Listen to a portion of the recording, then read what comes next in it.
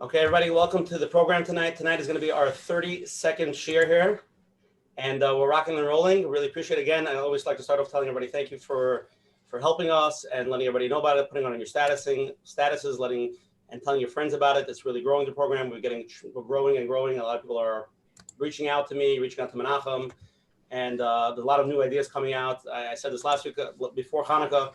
We have a pending list of a tremendous amount of speakers, and we might have to do this every night, Menachem. There's such a demand. I hope you're available. And this week we have a very special show. We'll get into it shortly. Again, Mattis was one of our actually founding presenters on the show who we had to beg him to come on. And Baruch Hashem, now he's more than happy to come back, and we're happy he's back. And we'll get into it. Tonight's going to be a very interesting show, not typical. And I think we're going to have a good time. It's very helpful. There's a tremendous demand for it. I wrote this, but I'm just going to say it.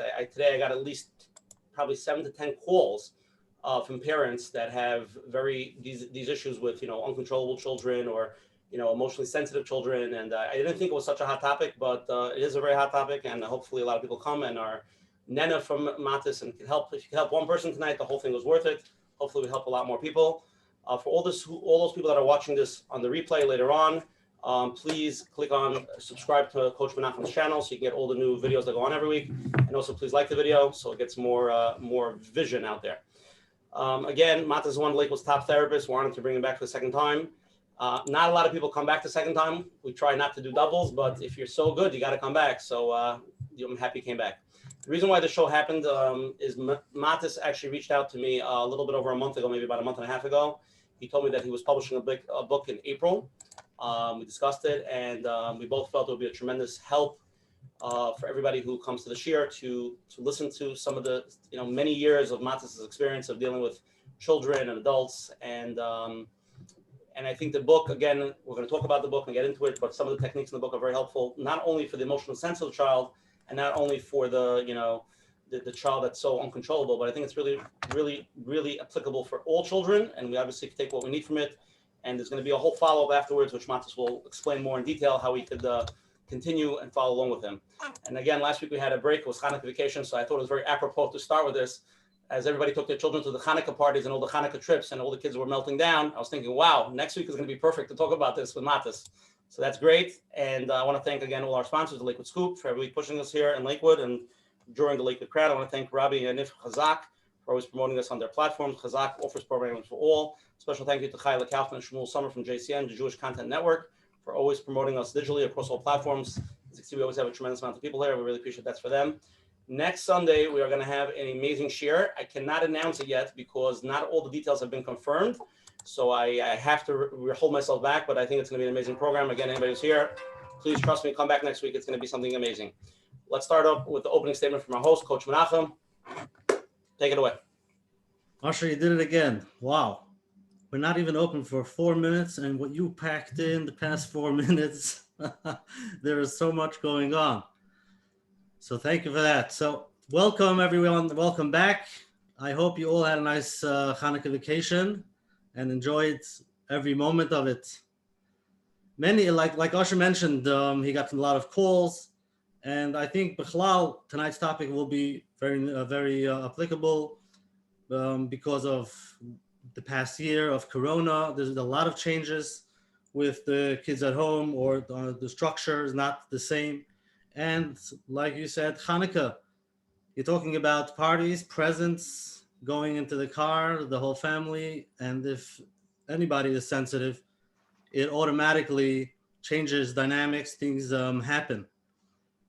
So tonight's topic, parenting the emotionally sensitive, impulsive child.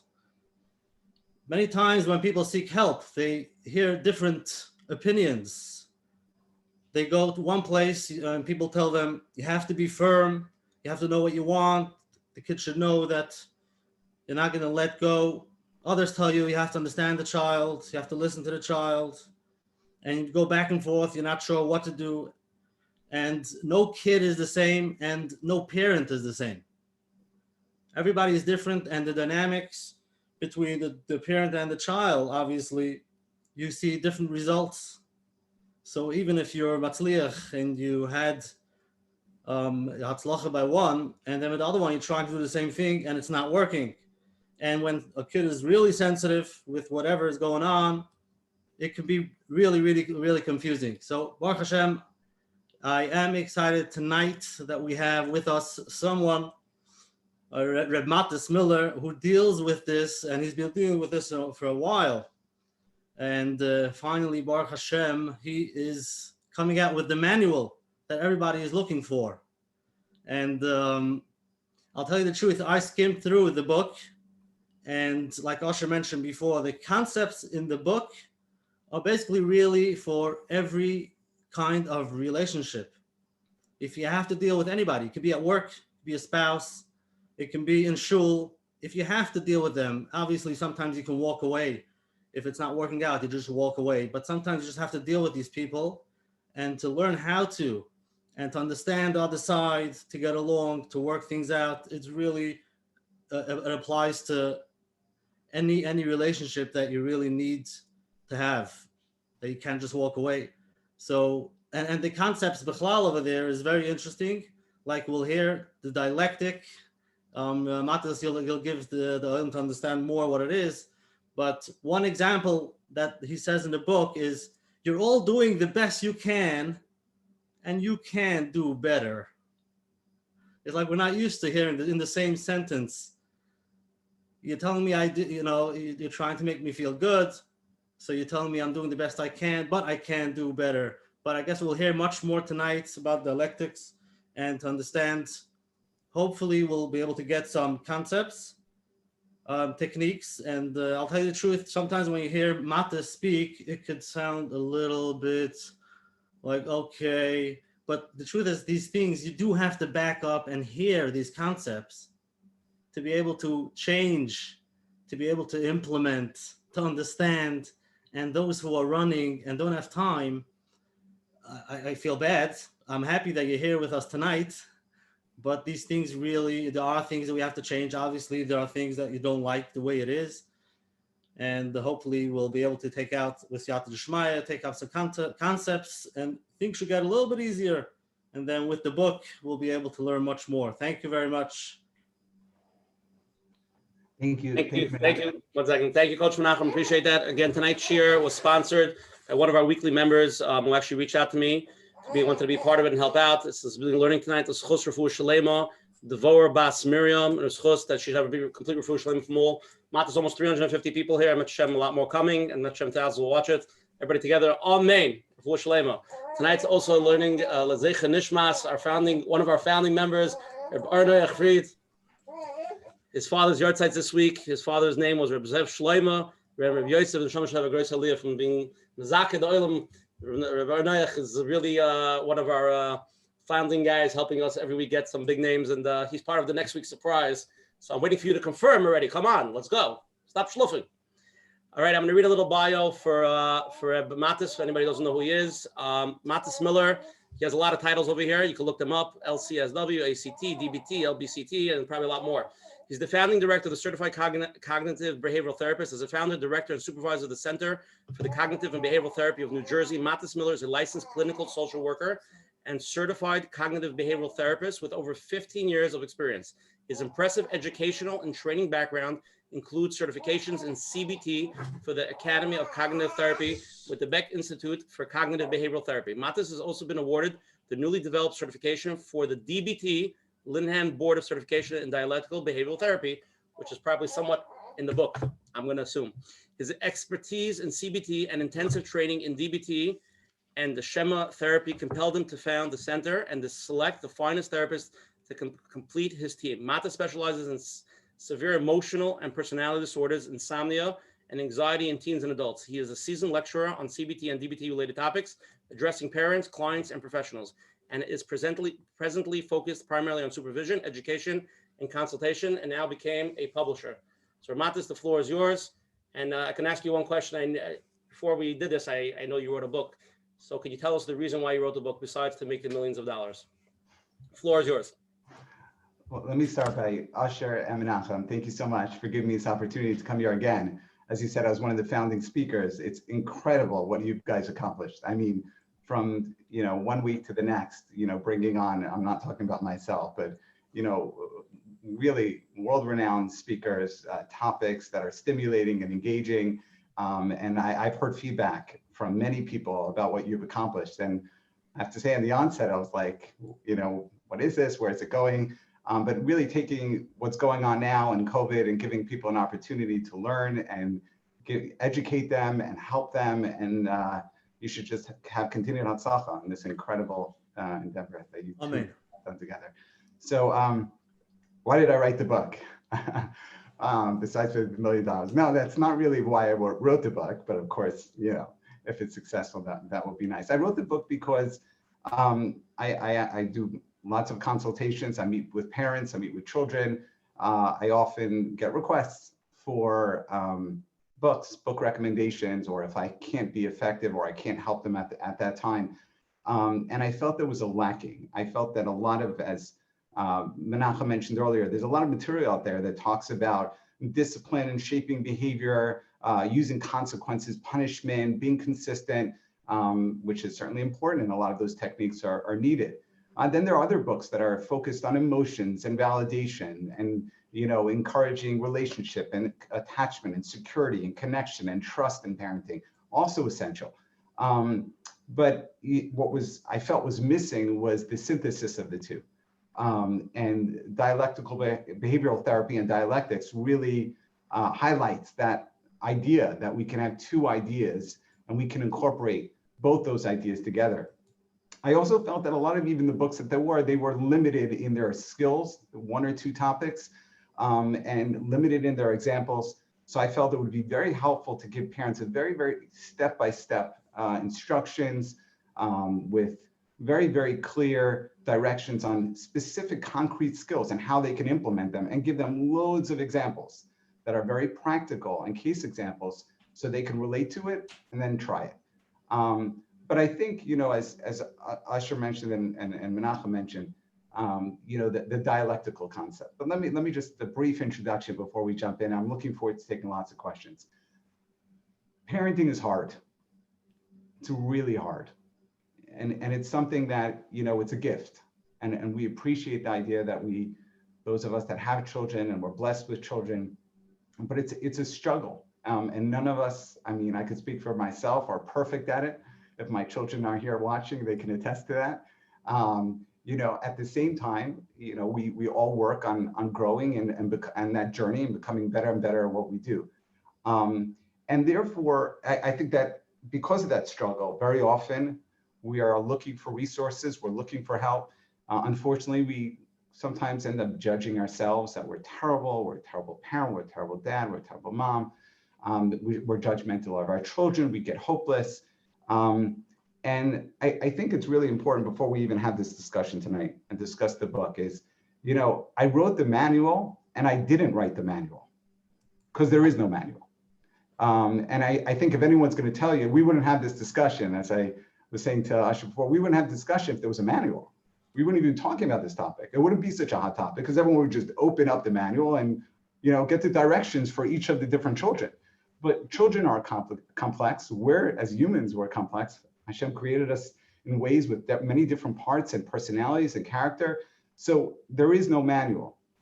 At the same time, there is a manual. What I mean is, and there's our dialectic, which I'll describe soon, is that there are evidence-based, research-based techniques and skills that we have learned over years. Many of them actually are ideas that are, firmly based in Torah and Torah Hashkafa, but there are many, many techniques that we know that can improve our interactions with children and help them. But they're not all foolproof, they're not all effective. And that's really what the book focuses on a lot, is the idea of balance. And that it's finding the balance and it's finding what works for each child and being effective. So what is this dialectics? It's a big word, that's for sure. And the truth is I never heard of it till I learned dialectical behavioral therapy. Dialectics, the root of the word is dialogue. And the idea of dialectics are there can be two ideas, concepts that can be completely opposite or appear opposite and both be true at the same time. And through the strategies of being dialectical and having dialogue with the two opposites, the tension of the two actually over time leads to understanding, leads to truth, leads to clarity. So if I take my two fingers to pick something up, the tension of the two is going to be more effective than trying to lift up something with one finger. Is that we want to use the opposites. And I think in parenting is full of dialectics. I mean, the world is built on opposites, but let's talk about parenting. The key is acceptance and change, right? Because we want to accept our child, who they are, as they are. We want to appreciate them, love them. At the same time, we also want to change them often. We want to help them develop to be healthy individuals and to interact with the world in an effective and helpful way. So we want to balance that, constantly accepting them. As what Menachem said, you're doing the best you can, and you also need to figure out how to be a better parent. But if I don't get it. If I'm doing the best I can, why do I have to be a better parent? Or if I'm the best parent, then why do I have the best I can? And the idea is we don't always have exact clarity of that, but we're opening our minds to get unstuck to the idea that in this moment, we're doing the best we can, and we have to accept ourselves and our children, while at the same time trying to move towards change. And dialectics is really about moving away from extremes, opening our minds, seeing ourselves and our children in a whole different light, letting go of judgment, embracing change as a constant. And I know I'm throwing out a lot of verbiage and ideas, and it's okay, we're not going to get into it. I think once we get into the questions, sort of bring out how we can, strategies that can help us be more dialectical. So really a lot of parenting a child who's emotionally sensitive or impulsive, or really any uncontrollable child, because I think all our children and adults have some uncontrollability, is about finding that balance. And sometimes it's more on the acceptance, sometimes it's more on the change. So I see a lot of you are, throwing some questions out there, which I look forward to getting. So in the book, that's really what I focused on, is that no matter what techniques you come along with, or you've learned, maybe you're not using them in the right way, maybe you're moving on more on one extreme than another extreme. And in the book, we just move from this idea of acceptance, mindfulness, validation, to more change strategies and finding the balance with limits, with consistency, with family, and so on and so forth. So with that, that's a little bit about why I wrote the book, and a little bit about the concept of dialectics. I'm going to throw it back to you, Asher, and let's jump in. Or Menachem. Okay, so tonight we're going to do a few interesting things. We're going to start off with the poll as usual, just to get people active. We have a few examples we're going to role play. I think it's, we took some basic examples that are probably, relevant to most people here. So let's start first with the poll. Just get people into it. Okay, here we go. Mattis, you could also answer. How often does your child have outbursts? 2 enough? I think the first answer means a lot. The second answer is once a day. The third answer is once a week. And the fourth answer is randomly, once in 2 months, whatever it is. I think the first one means just too much. That's the right answer, not too enough. Okay, the second question, what do you feel about this? What do you feel about the situation? You A, gave up, B, struggling to find some solutions, C, I'm exhausted and frustrated, D, guilty. What did I do wrong to have such a child? So again, the 2 questions, how often does your child have outbursts? And what do you feel about the situation? I'll give you 5 seconds to answer. Mattis, you could see the answers coming and nobody else could see it. Then we'll share it with everybody. Yeah, it's incredible. Yeah. Mattis, 450 people here for you tonight. And you, Asher. Could have Meyer together. Okay, 5, 4, 3, 2, 1. Okay, let's share the results. So 39% of people feel that children are having too much outbursts. So obviously there are people that are coming here that are very negative tonight, which we're happy. 27% people say once a day, 11% say once a week, and 24% say randomly. What do you feel about the situation? 4% gave up. 56% the winner, struggling to find some solutions. We're happy that you came here tonight. At least maybe Mattis could start gearing you in the right direction. 31% are exhausted and frustrated, and 10% guilty. What did I do wrong? I just want to add, it could be you have all those things at the same time. It could be different parts at different times. Okay, so let's start off with a few emails that we got. I think that some of them are very relevant. I would like people to ask live questions over here. This Mattis wants it to be live. We try to make it the most interactive as possible. I try to cut down everybody's opening. We're not looking for the speeches. We're looking to get the help and understand it. I'm going to take some examples over here that got emailed to us, and we'll start with that. Okay, the first question that got emailed to us. I'm looking forward to listening in tonight. My question is, it is relevant to the 17-year-old, or is there something you would recommend I do? I'm saying I because the child is not interested in going for help, but claims that if the situation would be different, the overreaction wouldn't have happened. I explained to the child that whatever the other person has done may be wrong, but the child needs to be able to control oneself even if other people do things wrong to them. That triggers the child to say, I am not talking about this again because this discussion is getting me angry. I would greatly appreciate if you could address the question so I may help my child overcome anger, whatever the cause. Okay, so there's a lot here. I think the first thing we have to think about is, and this is a really important idea or concept that might throw you off, is that she should be walking away. She should absolutely be walking away. And you might think, like, what do you mean she should be walking away? What I mean by should doesn't mean that you want it that way or you approve, but there is a cause and a reason why she's walking away. So in other words, if she's in that situation and you're bringing up something that's uncomfortable or she doesn't want to talk about, and the reason why I say that is because when we have these ideas and shoulds, when we look at our children, that leads to lack of acceptance. It's where we're putting our own interpretation or expectation on how our child should react. So if you think about it, it probably makes sense. Every time you have this conversation about her behavior, she's walking away, she's uncomfortable, and she should continue to do that exactly as she is until there is change. And this is a very important concept, I think, when we talk about dialectics and acceptance, is everything is as it should be. What's the purpose? What's the function of us thinking like that? Because if you look at it that way, that takes away some of the frustration or what's wrong with her? I mean, come on, she should be having this conversation with me. Of course so the answer is no, she shouldn't, because whatever reasons. The other thing is, in the question, I explained to the child that whatever the other person has done may be wrong, but the child needs to be able to control oneself even if other people do things that are wrong. Keyword but. But is an anti-dialectical word. And the way we think about it is. So in other words, let's say we took the word but and we put the word and. I explained to my child that whatever the other person has done may be wrong. And at the same time, you need to figure out how to control yourself in that situation. And that's really important because I am noticing this question. The reason why I brought up the shoulds and the but is that perhaps, and I don't know the individual, and it's very, very hard, and if you're here, you can speak out, is that there is a feeling of judgment and invalidation in that interaction.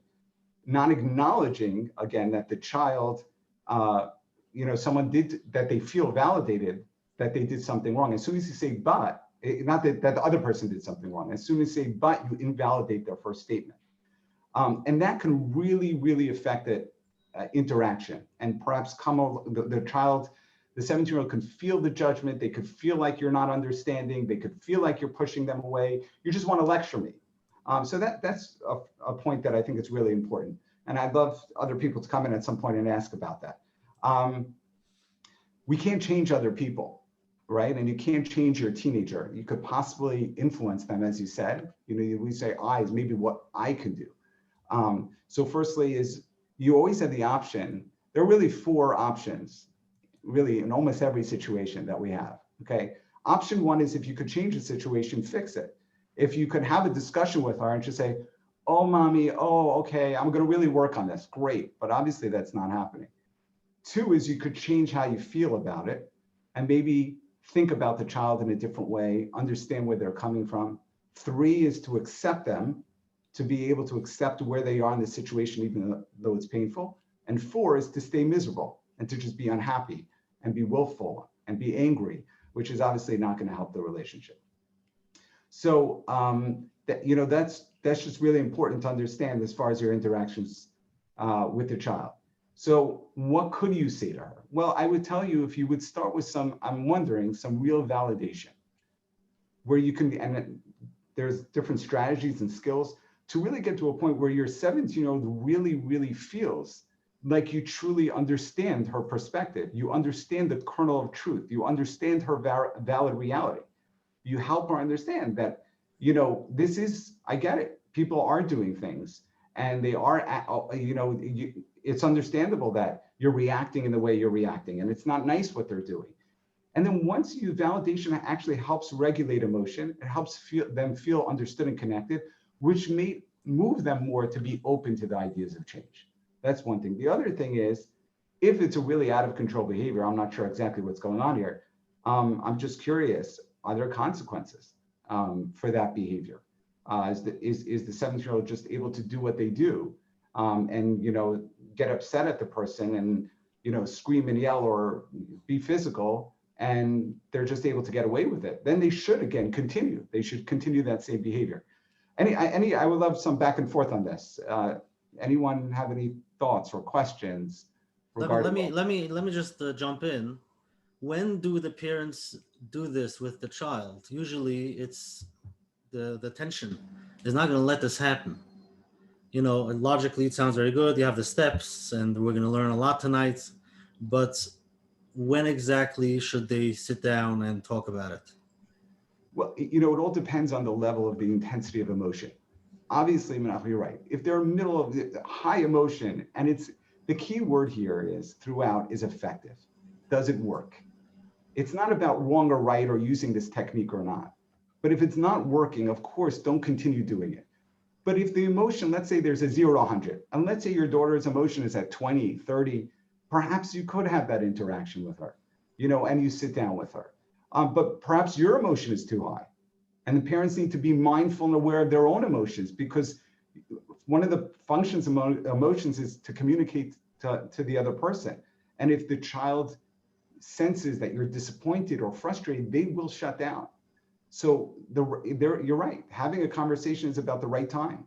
You're not going to have it in the middle of the kitchen where all the other kids are around and start having a conversation, because that's going to lead to shame or other emotions. So it's about knowing your emotional place, knowing where the child is, and trying to have that conversation, trying to help them that you validate and understand their perspective. Now, they might walk away and say, I don't care. Tell them to change. And that's okay too. Now, again, can you try other techniques to change? Perhaps. Or perhaps at 17 years old, you might need to stop fighting that reality and accept this is where she's at right now. That doesn't mean you can't change eventually, but is it helpful to keep pushing at her? Well, it's not the other people, even if they're overreacting. You don't like people overreact. You can't just act this way. That conversation is just going to lead to more tension and more difficulties than parent-child relationship. And we need to accept the realities of where our children are at every time. Let me ask you, if the parents, every time they sit down after a minute, they get emotionally dysregulated, which book should they read? Again, I would think that there are helpful books on regulating your own emotions. I do talk about it somewhat in this book, but I think it's really important that they be very in touch and aware of their own emotions and use techniques and skills to soothe themselves prior to having an interaction. We know from research, interpersonal interactions are not effective and don't work when emotion is high. I mean, we know this. We know this in our marriage. We know this in anything. If your emotions are too high, you're going to act in an emotional mind. You're going to act on an emotional urge, and that's going to come across. Okay. At the same time, it's okay to have some emotions. Emotions are there for a function. It's okay that your child sees some frustration or some hurt, or that the child is feeling emotions, and make space for that too. Okay, Mattis, I want to jump in here because we have a lot of pending live questions. So let's try to really get a move on it. Let's start with one role play. I think it'll be fun for everybody and to get a concept, and then we'll jump to some live questions, okay? A lot of people are texting. I want to know the name of the book and the website. Can you just clarify? Because I wasn't so clear about it. Sure. It's theuncontrollablechild.com. The name of the book is The Uncontrollable Child. You can go onto the website. There are links there to many different sites where you could pre-order the book. And then if you put your invoice, receipt number into the website, there will be Zoom meetings, book tours, bonuses, and so on and so forth. Let's get real with Mattis Miller, right? We're not going to take away. Okay, let's do the first role play. Okay. Menachem, I'm going to anoint you to be the cranky, terrible. Thank you. Be a stable, healthy parent. Show us what it's all about. We're going to do it, and I want everybody to guess if this is the right method or the wrong method. Are you ready? This is the scenario. Child comes home from school. Sure, I'm the parent. I'm just right, correct? He's the child. You're the parent, and he's the They have to figure it out. And You're gonna play it out how it should be, and we're gonna guess if that's the right method or the wrong method. So you could do either right or wrong, so we could relate to us. The child comes home from school and runs into the kitchen, opens the pots, and doesn't like the supper. Throws a huge tantrum, screaming at the mother, throwing objects, acting completely crazy. Baby Menachem, go. What's for supper? What's for supper? What's for supper? You make chicken again for supper. I told you not to make chicken. Every time I tell you not to make chicken, he made chicken again. This is dysfunctional. This is crazy. Why did you make chicken again? I didn't eat supper. I didn't eat lunch. I didn't eat breakfast. I need to eat. Hold on a second. Why did you make chicken? Didn't you tell me the last 3 nights what you wanted for supper? And I made you did it. You made exactly what you wanted. Every time I tell you not to make chicken, and I can't take it anymore. You tell me the same thing every time. You can't. Every time you tell me, I gotta what? In life, not everyone is going to give you. I don't want to hear. You're not going to get everything exactly you want. We made some. Now there are other people like us here. I'm not. care about other people. I'm not around anymore. I'm in my room. I'm in my room. I'm not around anymore. Menachem, you forgot this. Throw everything. Okay, was that the right method or was that the wrong method? Menachem, was that the right method? How we dealt with it? Are you asking me? I didn't like it. Mattis, is that the correct method? The way we're supposed to do it? I wouldn't suggest that. Okay, let's try it. Let's see the right method. Do it again, Menachem. You recorded it? Replay. This time she made broccoli.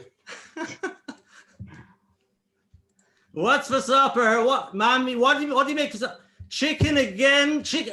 Why did you make chicken? I told you not to make chicken. You told me you're not going to make chicken yesterday. Every time you make the same supper, I can't take it anymore. I didn't eat lunch. I didn't eat breakfast. And this is crazy. This is functional. I can't have this. You are really. I don't want to have chicken. I told you many times. I can't talk to you about this. I do not want chicken. I see. And this is crazy. I don't know what I'm going to do. Could you make something else tonight? Could you make it now? I see you're pretty mad. Could you please make something else now? Because I know, and tell me if I'm right. You really. I don't. Every time. And you must. Every time you say the same thing. Today, that was every time you say the same thing. I can't. I'm so hungry. What should I eat? You must be starving. You must be starving. And what happened by lunch? What did they have today?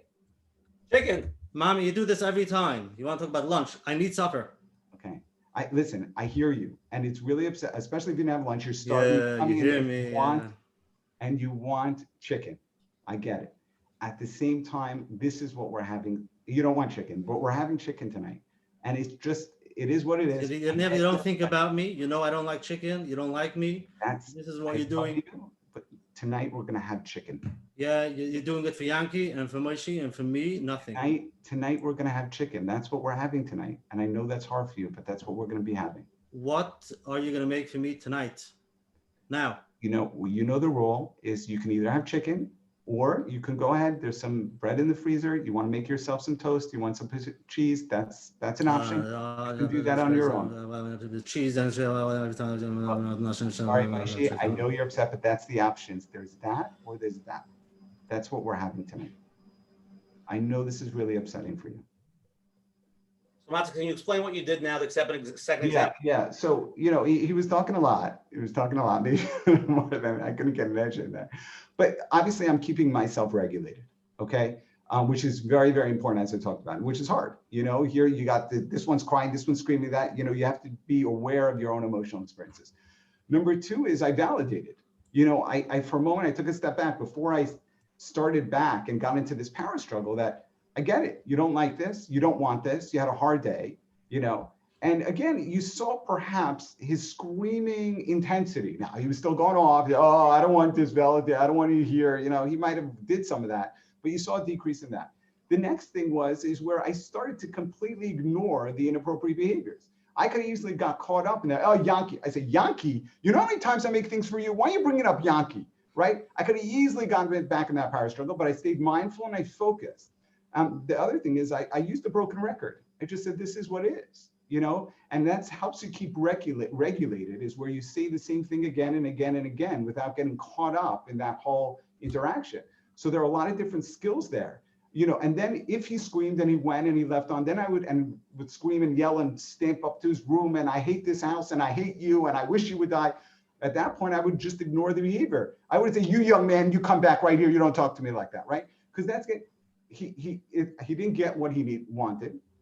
I put in that, I was just clear. I was assertive. I maintained the limit. I told him what options he has. Maybe I would do some problem solving with him, but it sounded like it wasn't, he didn't want problem solving. He wanted to do what he wanted to do. So at that point, he'll go up to his room and he'll calm down. And he will have the natural consequence if he doesn't eat. Maybe when he calms down, I'll check in him again and say, do you want to come down now? But yeah, those were some skills that I threw in there. Okay, we got the first concept. We have more live role play, so we're gonna get to that soon. We have a bunch of questions. Let's take some live ones now. You're on, Malki. Hi. Hi. Okay, so I'm a single mom. I have a 12-and-a-half-year-old ADHD son. He gets out of control a lot, more than Menachem did now. He would actually throw stuff, not be so calm. Now, I'm trying to be positive, to look away a lot, not to realize everything that he's doing, but sometimes I just can't handle it. And most of the time, it's when it bothers me is when he hits the other kids or he breaks the house. That's when I'm trying to find a way, how could I stop it? No, it's an excellent question. I think a lot of people struggle with exactly that. And it sounds like on the one end, you're trying really hard to ignore the behaviors you can ignore.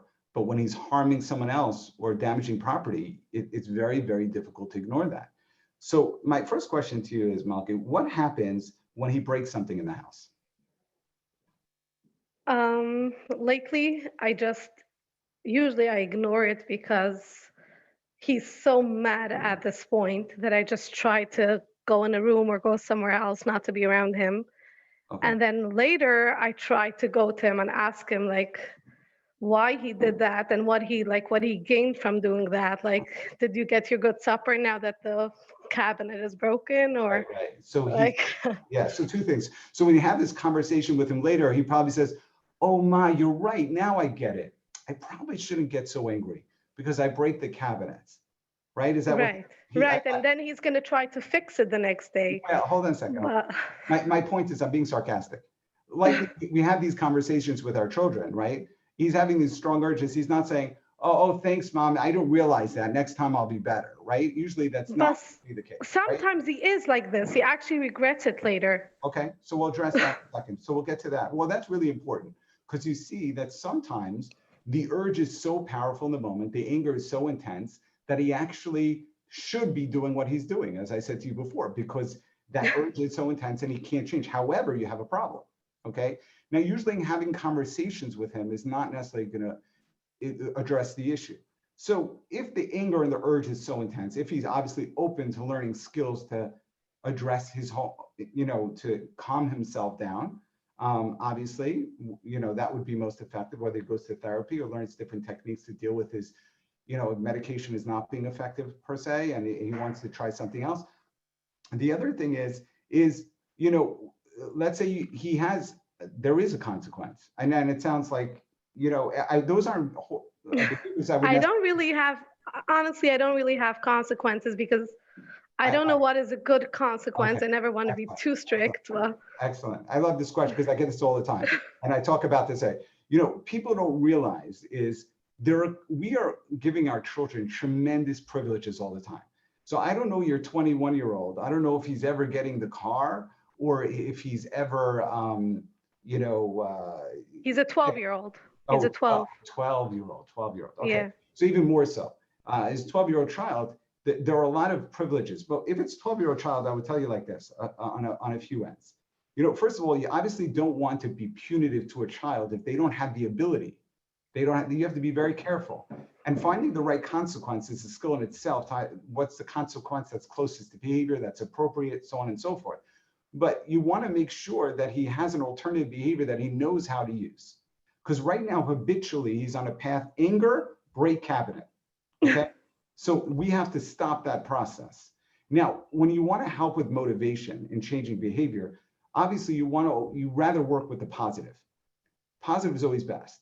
So if you can come up with some behavioral plan of some sort, targeting the specific, behavior, and I go through that in the book and breaking this down, but you'd have to identify that behavior, and then you would actually find appropriate consequences. Now, the rewards have to be meaningful, appropriate, and then every time they would actually use their other alternative skill, as opposed to breaking the cabinet, you would actually provide that reinforcer reward. And you would actually go from intrinsic to extrinsic motivation by actually not just building the fact, oh, here's a reward, but actually build, wow, it was incredible. I saw how mad you were, and you were able to conquer that and use that skill. Here's your reward. That was amazing. Put it on your chart. Here's a token. We're on the way. So using positive reinforcement is great. Now, if it's something meaningful and you have it built into place. The other thing, sometimes consequence or punishment, sometimes we don't want to necessarily go there as often, but what we know is that there is a place for that. I think the whole idea in dialectics, we're not going extreme, but punishment is needed. There's research that's kids who never get consequences, or, they don't grow up with being able to, have self limits or self-regulation, because everything is permissive. Permissive parenting is shown to not be effective, but punitive parenting is not effective either, and being very, very harsh. So it's finding that balance in a very, very loving way. So maybe perhaps he broke the cabinet, he needs to fix the cabinet. Or perhaps he won't get his allowance this week because it will go towards the cabinet. But again, we also want to have a conversation with him. What could you do instead next time your sister makes that comment? You can go to your room. You can try to relax yourself. You can go on your bike. You can have a box in your room of different music or different things to help, validating the emotion, but giving him other skills at the same time to be able to do. Is that being helpful? Am I clear? Yeah. Malky? Malky's muted. Okay, sorry to do this next. We have about 7 pending questions, Mattis, that people want to ask live, but we have a rule on the show. You know how the rule goes? Do you know the rule? Did I tell you the rule before you came on? No, I don't remember. You look like lost. The rule is that if you were ever on before, you get Kadima before everybody else. Oh. So somebody who was on before wants to go on live, so let's put them on. You ready? Go. Mattis, how are you? Oh, wow. Wow. Okay, special guest, Dr. Menachem. I missed the opening of this conversation, but I had the privilege of actually reading the book. Mm-hmm. So we got a preview of all. And endorsing it. Thank you. I only endorsed it because I read it. 1 second, pause before you continue. Anybody who doesn't know, this is Dr. Menachem. He was on one of our shows. He is one of the biggest clinicians. How do you say it? Diagnosticians in basically the From networks. So continue. Sorry, just in case nobody knows who you are. So what did I miss? What did you miss? You missed basically that Mattis wrote the manual how to parent all kids, and after you read the book, you're good to go. Is that correct? He's being anti-dialectical. Yeah. So what did I miss? What was on the conversation that went on? We're just having a conversation about the child with ADHD who breaks property, is highly impulsive, and then how could we get him to stop that behavior? And mom would go to him after when he calms down and have a conversation about what he did. I was trying to explain that those conversations are usually not very effective, and that really. Why might that be? Yeah. But using other strategies, obviously medication if that works, but using other behavioral strategies to help them either through positive reinforcement or consequences, and how to do that in an effective way. If it works, if it's not working, stop it and figure out what's going on, what's wrong. Don't continue to do any technique or intervention that's just leading to more problems and tension. Mm-hmm. And learning to readjust. Yes. That also becomes part of the dialect. Change is constant, exactly, and embracing the change. It's a dynamic process, as you state. That's right. When should a parent bring the child to Dr. Mendelman? Only for the diagnostic. Mattis actually does the treatment part of it, not I. Okay, let's go to live questions. We have like 7 pending, so I'm going to go to the next one. Okay, Dr. Mendelman? Go for it. It's Mattis' show. Shraga, let's go. Hello, thank you. Hello, Mattis. Hello, Dr. Mandelman. Hi. Try to be brief with this question. My son has done a lot of hard work over the years to become aware of his strong emotional reactions to perceived and real criticism from adults. He's a very sensitive boy. He's 12 years old. His perception of reality has done almost 180 in a positive direction. And one of the main issues right now that we're dealing with in school is that, and the school does work hard to try to work with him, but no matter how often we do work with the school, very often times there will be teachers that aren't able to speak to him in a non-emotional way, and that times that brings out a strong reaction for my son. So my question is, at this point, a very isolated question: how do I deal with discrepancies between his story and the teacher's story? I see how hard he is trying, and I don't want to discourage him by defending the teachers if it's very likely that they are making a mistake. I do want to hold him accountable, and he's done a good job of accepting that accountability, but I feel like we're at a certain point where he's really doing his part most of the time, and it's possible that the teachers are not. Yeah, no, it's a very complicated question, an important question. Firstly, I'm sure you've done this, and it's also skillfully being able to call the teachers and certainly validating them, the struggle, the difficulty, having him in the classroom, knowing what he's like, and getting their defensiveness down.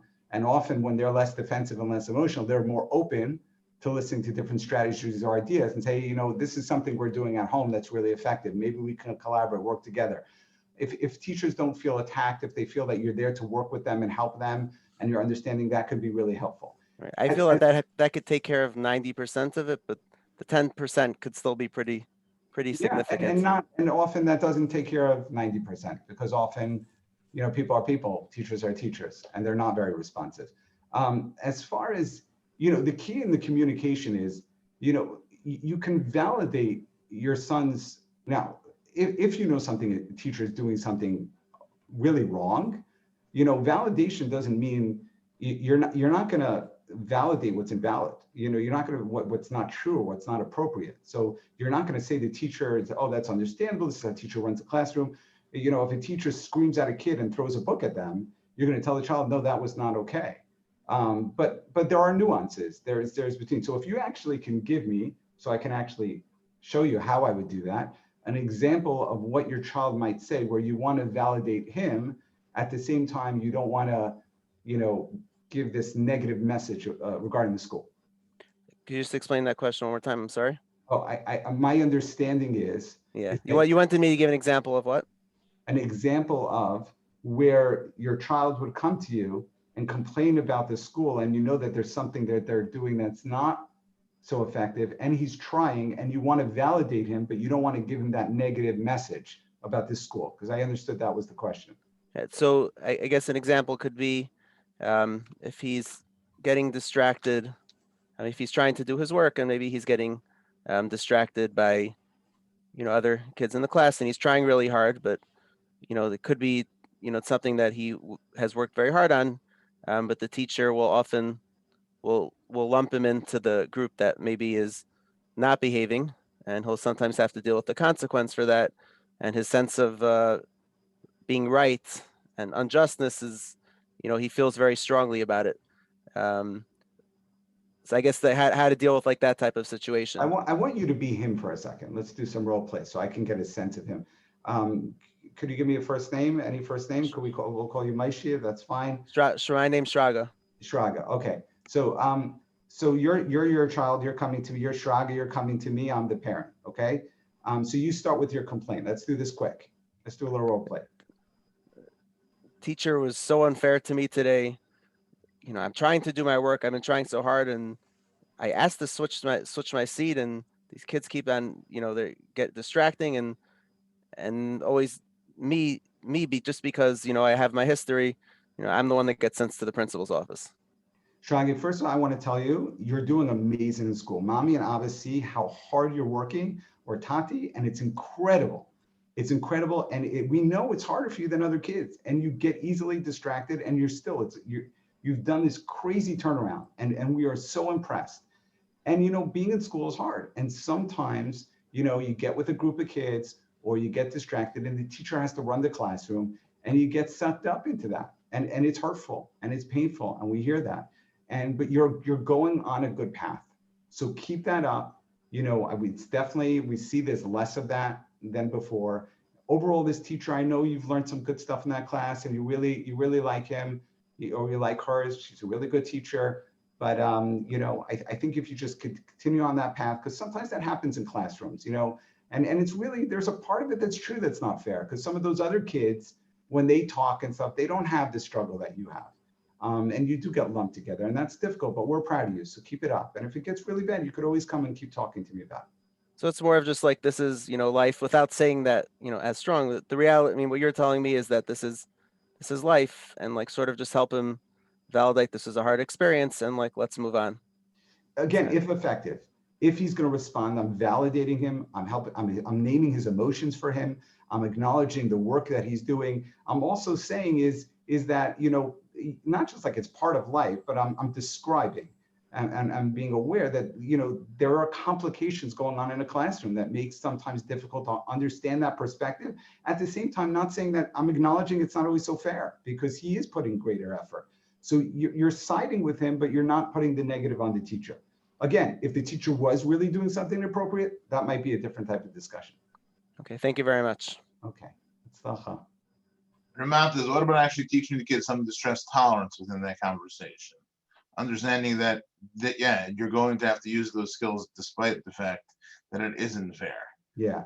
So what I understand from Shagi's question, that is that the boy has done a tremendous amount of work and he's already made a lot of gains, and that he is using those skills. And there's still some times that he's still getting caught up. So I wouldn't, perhaps, I don't know the situation, I could suggest a skill, but I also wouldn't want him to make him feel, if he's doing all this work, well, you got to work harder. You got to do that. Not a question about working hard, but when you're going to have to, like, not just like we were saying before, this is real life is tough. No, but this is going to be something in the course of interacting with people. I think that if there's an opportunity to encounter, what skill can it be teaching?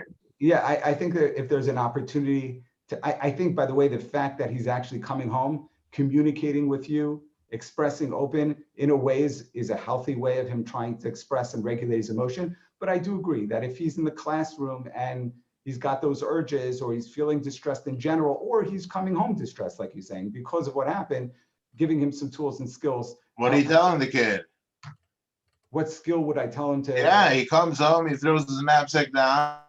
Because the teacher's an idiot, came after me, sent me to the principal's office for no reason. Everyone's out to get me. I'm working so hard. I'm doing so much better. What do they want from my life? They're all miserable. What am I doing? So what I would see from there is that probably that's not a good time to have that conversation, period. His emotions would be too high to even have a conversation where you can help him understand and process into his emotion. In that case, I would tell him, you know what? I want to talk to you about this soon. You just came home, clearly have a rough day. What can you do right now? What are some of the things you do? People are texting. I just want to read that. When is the ideal time to have these conversations? I'm going to be, again, I know you're going to dislike this, but everything I'm going to say is it's a dialectic. It's knowing that recipe for that child, because every child is different and you're going to have to learn and be mindful of yourself and the child to know it. At the same time, there are general guidelines, when there's low stimulation in the environment, not around other kids. When you see the child's emotion is down, not when they're stuck, like, Dr. Manley was saying, when he's, come on, I hate this school, it's stupid, I'm not. That's not a time you're going to have a conversation. So if you want to think between 0 to 30 on a monitor of emotion, 0 to 100, I would say that's the time frame that's the appropriate time to have a conversation like that. But your child and yourself. It's also nice very often to do it over a positive time, a game, having a snack together, some quiet time, where the child feels the positive connection and they're going to be more receptive.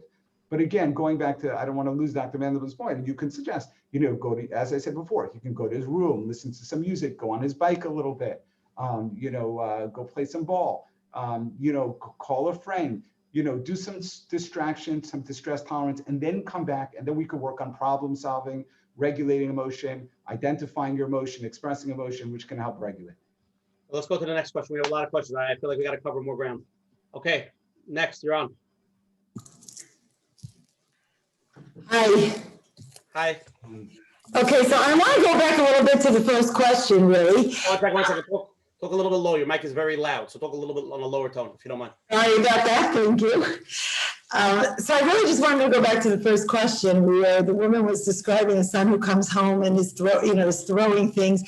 I hear the mahalach and the big picture, and I completely, like with our son, we're sending him to therapy to try to give him better tools. But my question is, while it's happening and people are being hurt, or he's doing something dangerous, and my kids could get really dangerous. Yeah. What do I do then? Like, the only thing that has ever worked for us is to physically hold him down, and that's draining. And the older he gets, the more draining it is. Yeah. It's not something that could continue, but in the big picture, I do think it's getting better, but it still happens, and it happens way too often, and it's not something I could just ride out. If I can, I do. I'm going to respond to that. It's an excellent question. Sometimes when it comes towards harming other people, right, you might need to do that type of intervention, and you embrace change over time. But again, you want to also be addressing and teaching other skills for the child at the same time, or as I talk about, using reinforcement strategies, catching the child when they are doing good, or putting in behavioral charts or contracts. But if the child is going to go ahead and hurt the other children, you remove those children from the environment. You bring them to a different place to protect those other. I've seen many cases like that. Sometimes the parent is not strong enough and removing themselves from the situation completely, because safety is first, or calling for help if it's really, really bad. So of course, there's always, as I said, there's a place for everything, and you have to know the context. But again, if you can work with the child, obviously addressing their underlying pain, or putting in sort of rewards or a positive reinforcement, those things are overall helpful and effective. But if you're in the moment and your child's about to do something that's very dangerous, you need to hold them back. Now, that's assuming that they're going to do that. If you can remove yourself first, that might be better. Okay, next live. Here we go. You're on. Okay. Mommy. Hi. Hi, Mommy. Hi.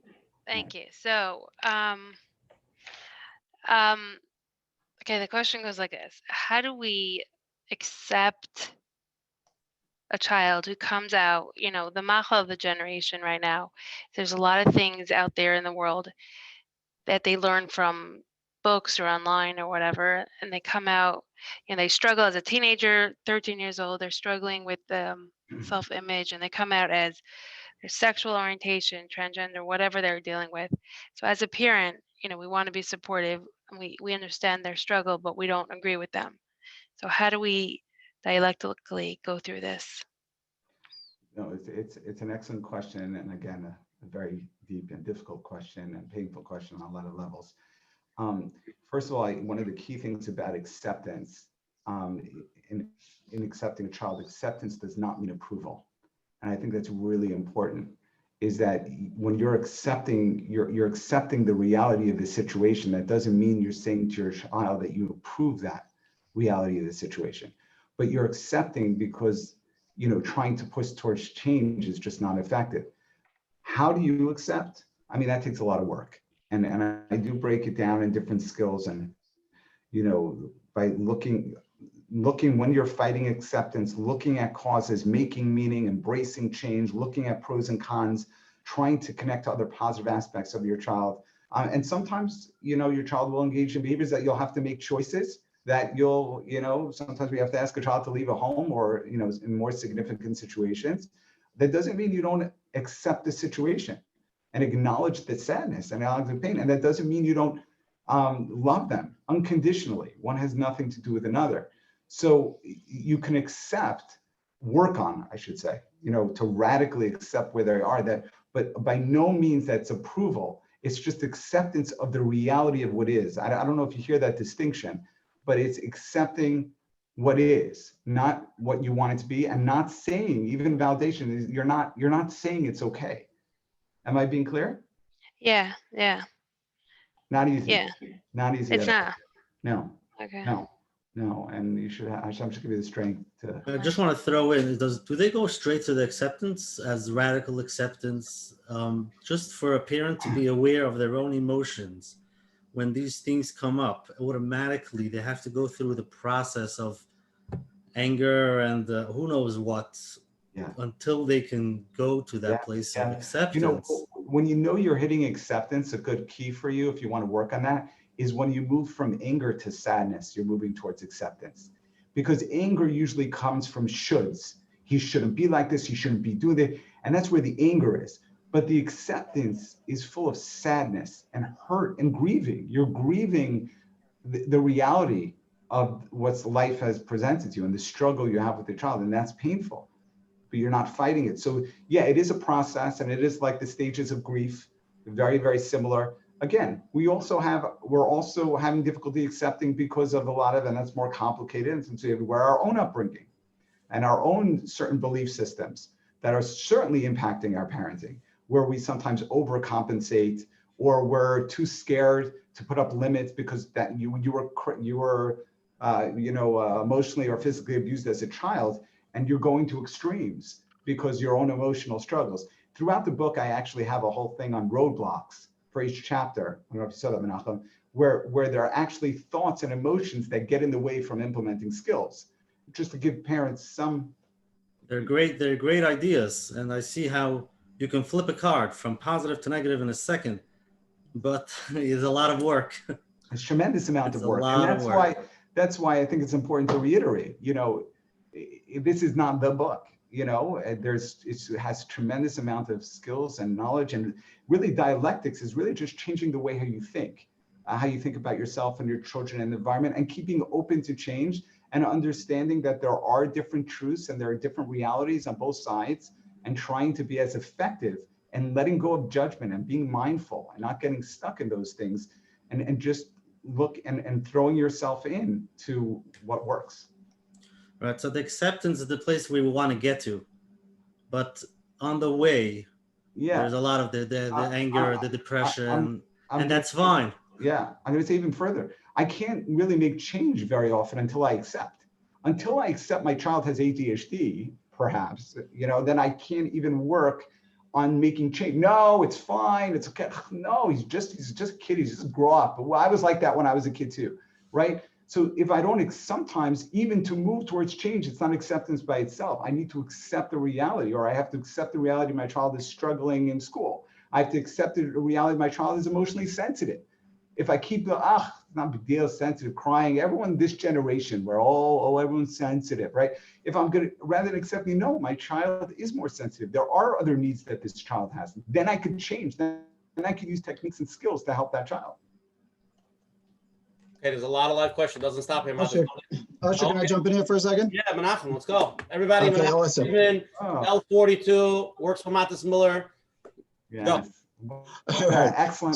Excellent therapist. And an excellent therapist. That too. I needed to hear that. All right. I just wanted to say this really quick. I've had access to this book, I would say, for about 1.5 years now. I've been seeing different chapters, helping Mattis critique, etc.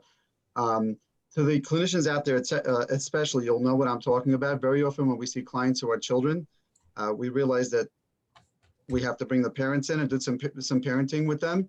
That job of parenting has become a lot easier since I've been able to read what Mattis has in the book. So I'm actually very excited that other people, that the Hamoinam, the world at large, is going to have access to what I have access to right now. And I just want to urge everyone to take advantage of it. Thank you, Thank you. I didn't pay to say that. Self-endorsement. We'll talk tomorrow. Okay, next live. Let's go. Sorry. You're on. Yeah, my question is more for the highly sensitive child. When we're doing the first part, listening and validating and trying to identify their reality, what if as a parent of a very, very highly sensitive child, let's say with a serious chip on their shoulder, we wonder if the reality is is in fact the reality? What if the reality is just a fiction of their anxiety or their highly sensitive soul or extremely Excellent. emotional outbursts are coming from their place of thinking that the other people are here to hurt them. Sometimes I wonder if it's a fiction of their anxiety, like their world is colored by glasses. Yeah, so I have this all the time. I have this with adults in therapy. You know, they come in, my spouse did this, and he's a narcissist, or she's a narcissist, and he's a borderline, or is it this and that. So how do you validate them when that might not necessarily be the facts? And really, what we're validating, we only validate facts. So what we can validate is, and it can be very helpful with their child, don't validate something that's not reality, but you could validate his thoughts, his emotions, his experiences. So you can validate, say, you know, I wish I had an example that you specifically with the child, but you can validate is, you can validate, oh, wow, I see that's really frustrating or hurting you. And I see that, you know, you can validate. So you're telling me that you feel that people are out to get you. You don't have to validate that, no, people are out to get you. It's very important. Validate, when we validate, we're not validating the invalid. So you can focus on thoughts, emotions, history, experiences, but not necessarily facts that are not based in reality. And that can help regulate the emotion a little bit because it is their valid reality. They are experiencing it like that. They are having thoughts like that. They have emotions. And when they feel again that you can validate or enter into their experience, that can help them regulate emotion and then open up their mind to see perhaps different perspectives. Once the emotion gets down, they can get less stuck. Does that make sense? Can I give an example? So maybe you can apply it there. Sure. So nobody really likes me. They're not really my friend. They're just doing a big, you know, mitzvah and a charity case. I'm the pity kid. Like, Maishi, it must be so hurtful to think that your friends don't like you and that you're a pity case. That must hurt to walk around feeling, you know. But it's not really true. Everybody really likes the kid.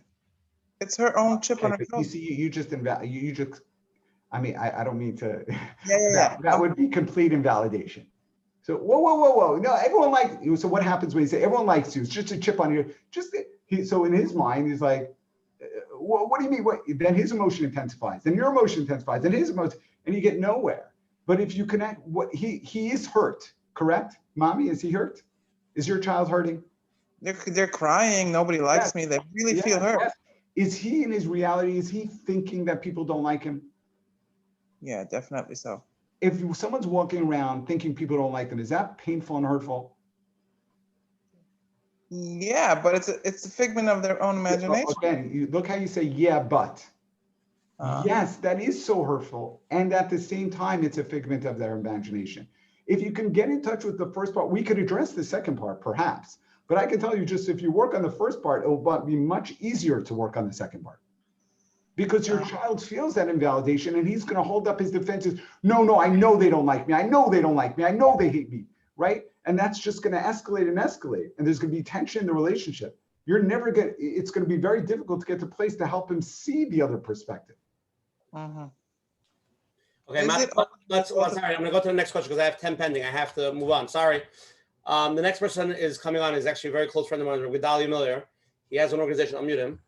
He actually has an organization, Mattis, called Kesher Nafshi. Ever heard of them?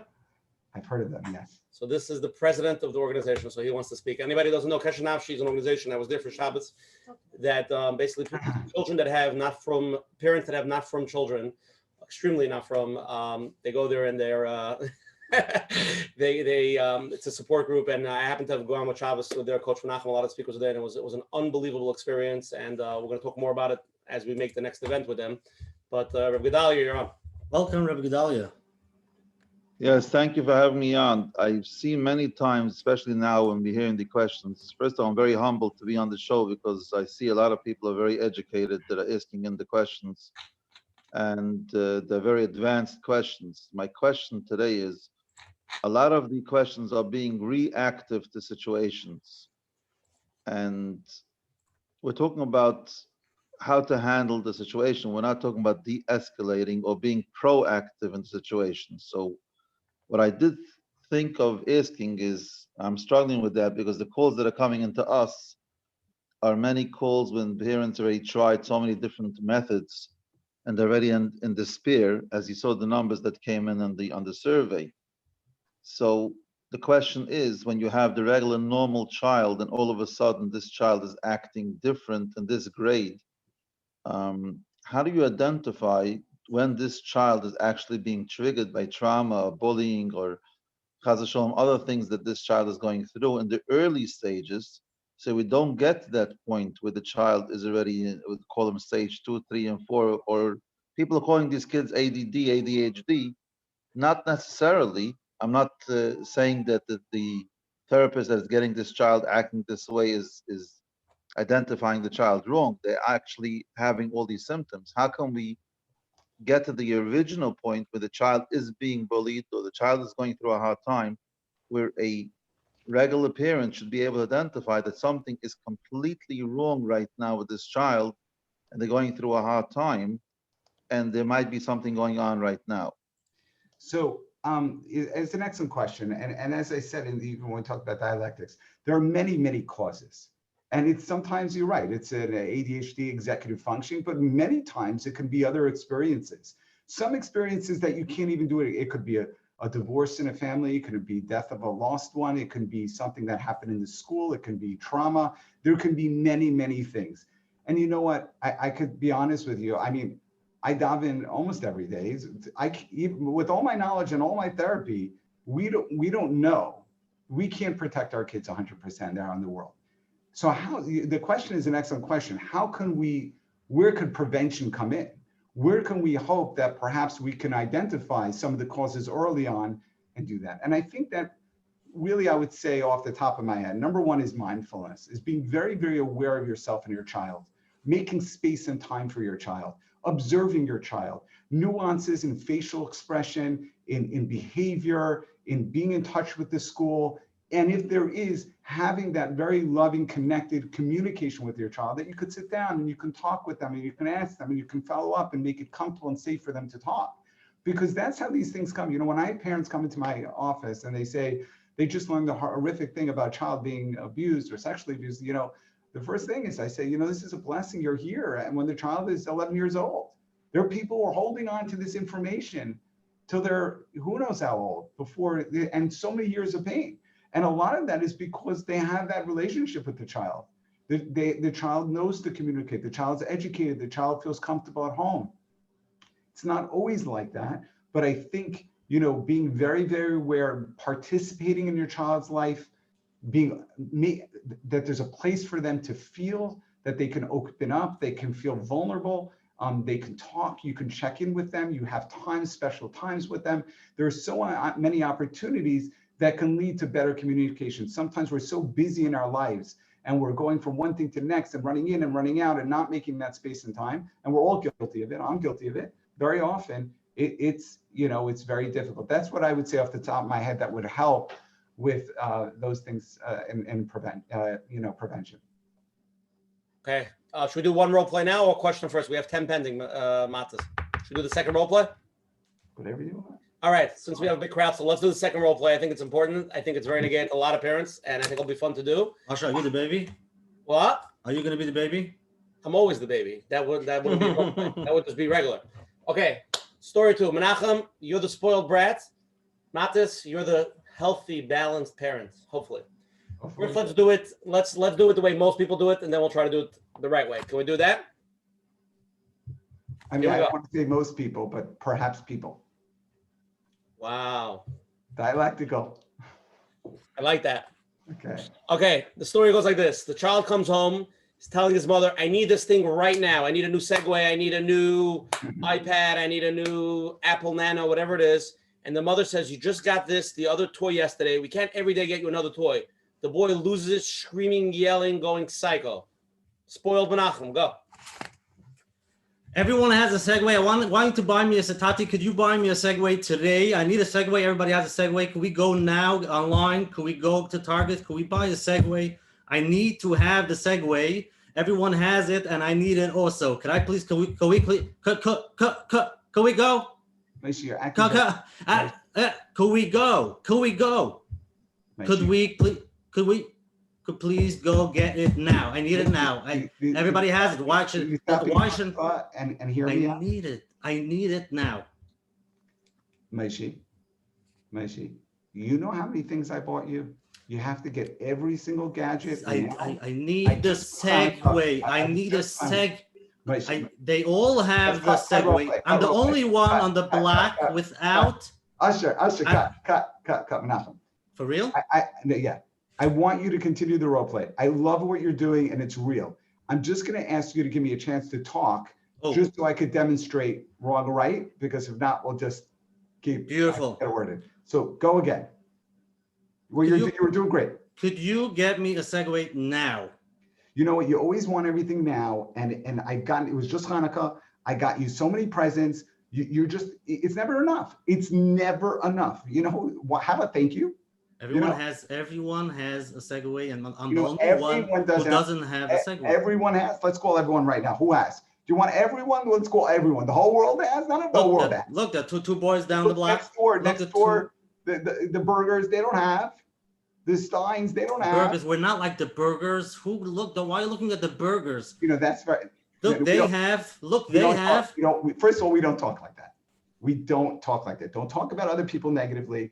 And you're just putting down. Clearly, it's not everyone. Was it everyone? It's not everyone. Tati, you're so abusive. Tati, you're such a control freak. Let's go. Next. That was the right way, guys. That was the right way. That was definitely the wrong way. Okay, let's try to do the right way. Menachem, let's go. Do something else. Let's go. Can I please have a segue now? I said, please. Tati, can we go? We're not going to go get a segue. Could we? Now. You always say the same thing. Whenever I want something, you tell me no. Okay, listen. You tell me listen. I have to stop. Listen to me. Maishi, I see you feel like that I always say that. What I'm going to tell you is regarding the segue. The segue is not something I'm going to get now. I understand a lot of kids have it. I understand you really want it. It is not something that we're going to get today. I have nothing. Never. I always ask for this, and you don't get it to me. Every time you tell me the same thing. We can discuss it another time. Perhaps it's something we could focus on or work towards or earn for a birthday or something like that, but it is not something that we're getting now. So our family has the least. Look, everybody has other stuff. Our family has nothing. I can't take it anymore. Maishi, this is crazy. Maishi, I said, no, I'm sorry. We're not getting it. The answer is no. Okay, so what did you do different between the first time and the second time? Again, the first thing is, regulating my own emotion, not getting stuck up in everything he's saying. He's saying things inappropriate, right? But I don't have to get into that because it's not key word that we talk about in mindfulness, being effective. He's not going to say, oh, Ty, you're right. It's not everybody. Oh, you're right. Maybe I should have thought about that before I said that to you. No, he's not interested. All he wants is a segue. And that's what he wants. And he should want it for whatever reasons why he wants it. And he wants it now, right? And if he can get his way and I give in, I don't blame him. If I was Maishi and I wanted to segue, I would do the same thing. So there is our job, again, to maintain that focus, to be in the moment, not on my phone, not doing 50 things. Look at him and might say, I know that the answer is no. If this is not something where we want to have this, well, it's not fair. There are certain times that we can get it. I don't care, I want it now. The answer is no. And once he sees that he's not getting a response, I'm setting that limit, okay, in that case. Now, perhaps it is a reasonable request and I can have a different type of dialogue, but here was a place that we decided that this was a limit, that especially the now. I want it now. That was a limit. As far as he's getting it, not getting it, we can discuss that later. Can we sit down and talk about it? Yes, I think we can. And Maishi, you know what? I appreciate how you said that. I appreciate let's that go. You heard me, and now I would use my reinforcement. You heard me, and you want. I think that's the discussion we can have. So let's have the discussion. What? Let's have the discussion. Okay, I cannot have the discussion right now, but perhaps later this evening after okay. Well, I can tell you like this. If you can let go and you can go do your homework and do what you have to do, I will have discussion. If this continues, the discussion will not happen today. Okay, so there I'm using some negative reinforcement as well to get him to contingency. And if he would say, well, I want to have it now, say, okay, I guess it's going to have to wait tomorrow. We'll try again then. I love you, but this is where we're at. Rah. So let him move away and don't give that behavior any attention. It's easy to say. I know there's emotions and there's difficult, I get caught in this too. But these are the things that we need to work on and improve ourselves. Okay. Mattis, beautiful. I think the example is great. Everybody really likes it. Your kids especially like it. They're like, oh, Pat does this every single day, exactly like that. Okay. Let's go to the next question. Yeah. Your son is saying he already has the segue and he already has everything. Yeah, happens to be they don't have the segue and they did ask for it, but whatever. Well, I'm sure I'm going to get that after the talk today. Menachem, maybe you should collaborate with his son exactly what to do. Okay, let's go. We have more live questions. Sarah. I want. Yeah. Let's Yeah. go. Yeah. So I wanted to say thanks so much for hosting this and talking about DBT. I'm really a fan of it. I'm wondering, like, throughout my own struggles, like mental health struggles, I'm wondering, like, I've taken DBT myself. I'm wondering if like DBT could be incorporated in like the yeshiva school system with boys and girls. I know there's probably going to be a lot of resistance because it's like a psychology topic, and who wants to hear about psychology? But I really feel like it could prevent a lot of discipline problems and could even help the teacher. It could help the students, and wondering what you think about that. Yeah, first of all, there is already in some of the girls' schools. It is being integrated. I know they have some DBT skills training for the girls in schools. I'll tell you, in the secular world, they do have a lot of that. They are teaching kids skills to regulate emotions, tolerate distress, be mindful, and they're bringing it into schools. It's more complicated. It depends on what school and what age. But of course, I love the idea. I think that sometimes the kids would gain more from that, but there are complications. It has to be the right setting and the right way and smaller groups. And, it depends on how the kids are going to respond and the teacher and things like that. But overall, I think it's wonderful. I think these are skills that I benefit from. So many people could benefit from. And again, a lot of this is research-based and it's not all new stuff. And again, it's also, a lot of it is based on, I had people in my group, we run male groups and female groups and teenage groups and graduate groups. And I had one, they called it the Midos class, or I had people who gone because their spouses were struggling. There is so much to gain in your own character and development, and it's packaged in a way that's really helpful. I would say there's a school in Lakewood. There's probably more, but there's one school that I know of where they hire the person to be there and to do that with the challenging kids. And that's me. Oh, okay. Awesome. Let's keep it going. That's great. Okay, ready for the next one, Mattis? We're hitting you tonight nonstop. I hope we can handle the punches. Okay, I'm trying. Okay, let's go. You're on. Okay, so this is dealing with a younger child, like a 3-year-old, who was naturally very stubborn and sensitive to criticism. And I know that I'm a little too soft with him because I feel bad that he was born with this nature that's hard to have. And I was wondering if you could explain how to keep a good balance between making him feel safe with boundaries and still making him feel loved and accepted with the nature that he was given.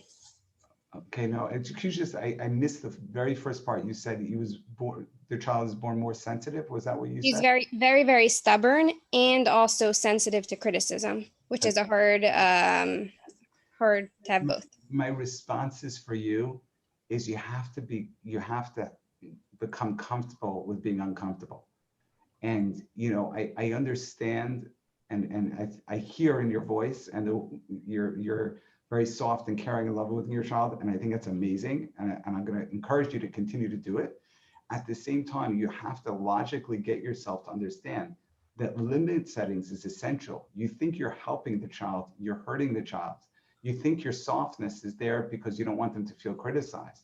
They will feel loved. We know, I quote this in the book, this is John Gottman's research in couples, is that it's a 5-to-1 ratio, in keeping marriages, 5 positive to negative ratio. And you are certainly having the 5+ positive interactions with your son. That one is not going to, that negative interaction, and the child, even if they act out or they tantrum, they know if you're consistent and soft and caring, coming in place from love, they will know and they will internalize that message of love.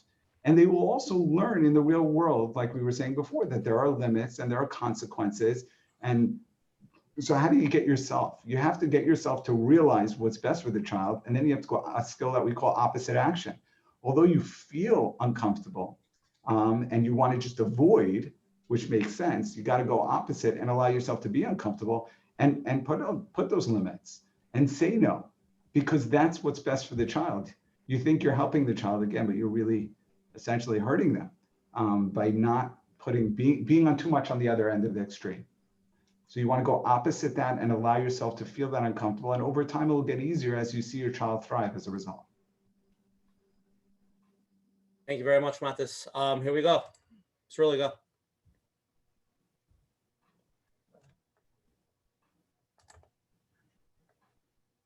Wait 1 second.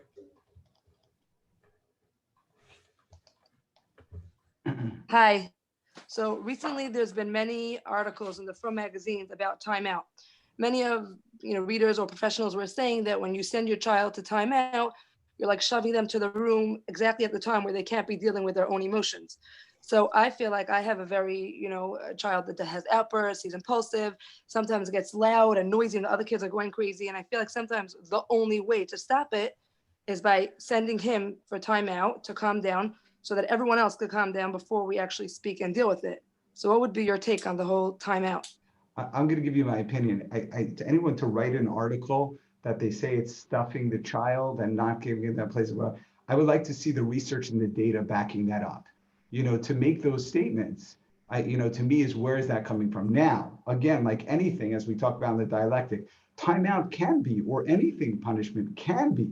If you use it in a punitive way, if you overuse it, if you're always using punishment, if you're saying go and you're being not, but if you take them by the hand and you're calm and you say you have to be here and there's research on this, for a certain amount of minutes per age, and then you have them sit there. And then when it's time to come out, you come and you sit next to them and you explain to them, not before, why I let you and I love you very much.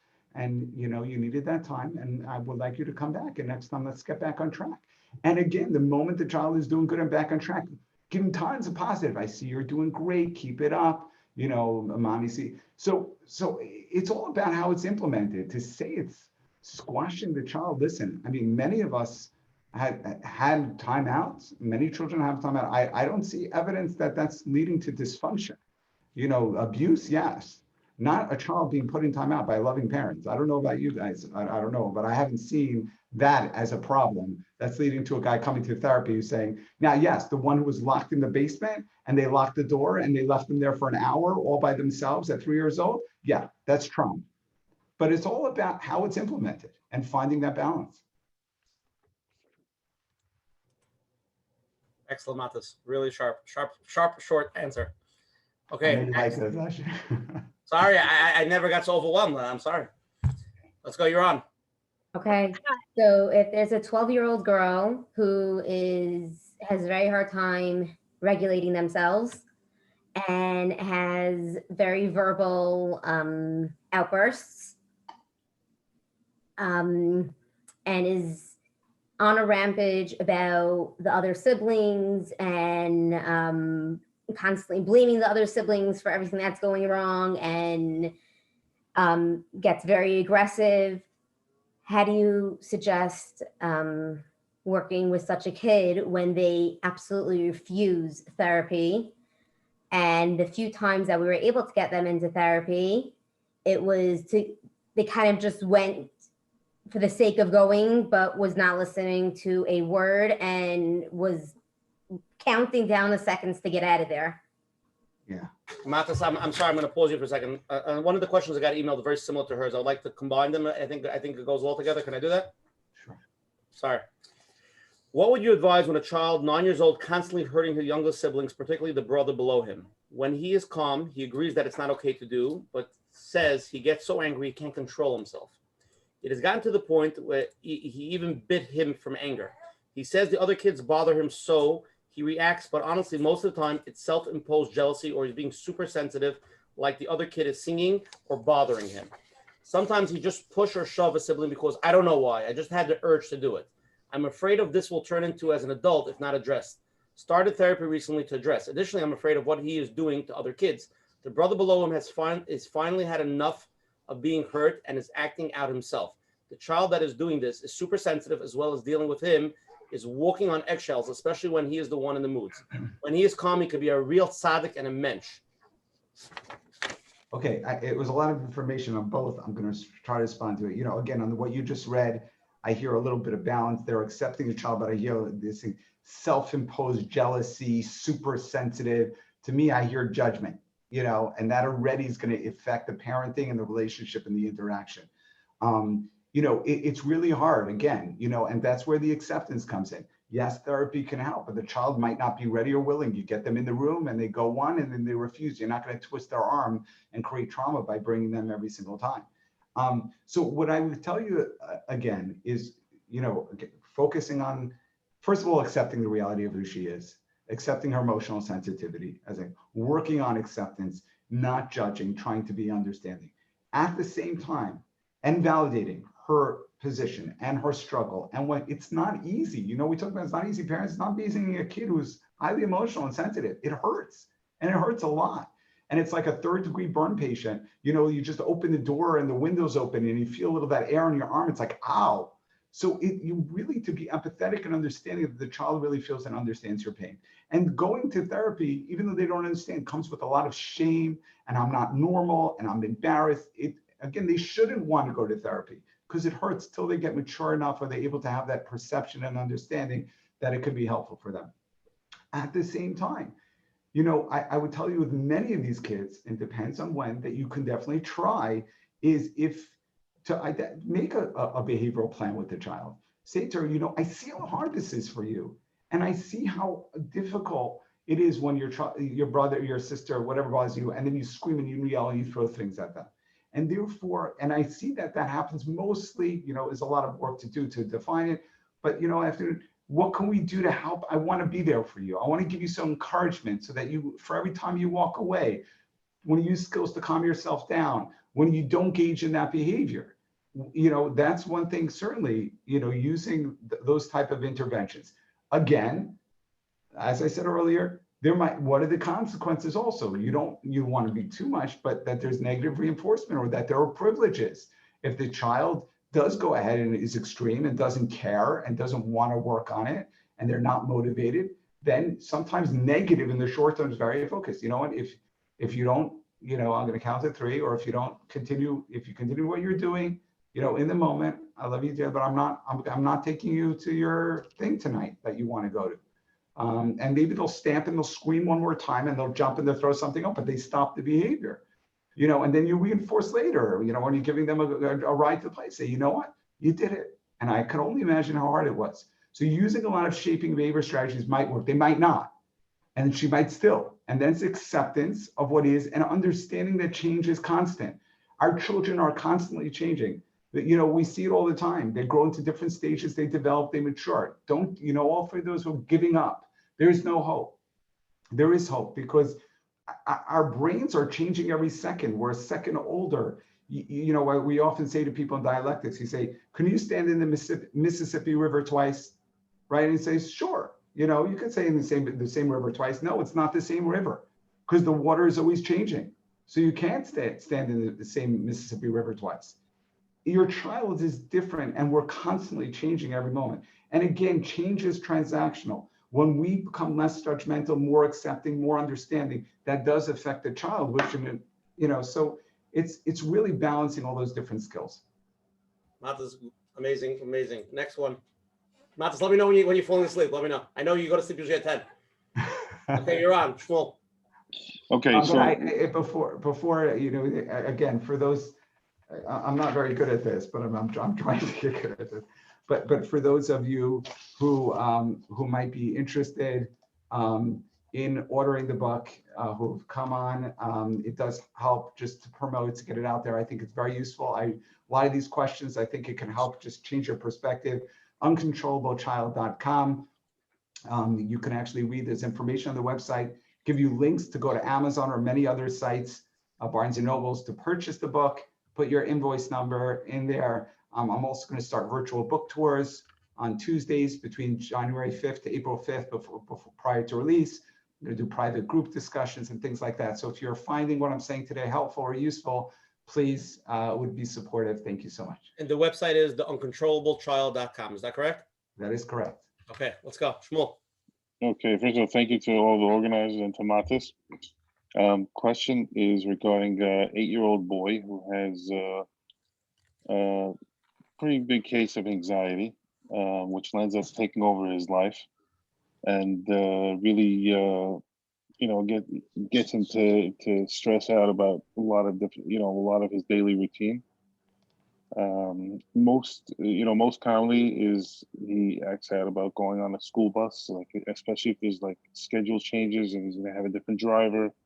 But it really affects a lot of other areas in his life and makes him act out. We tried validation, we tried, calming his fears, we tried, incentives, and we don't feel like we're really getting that far.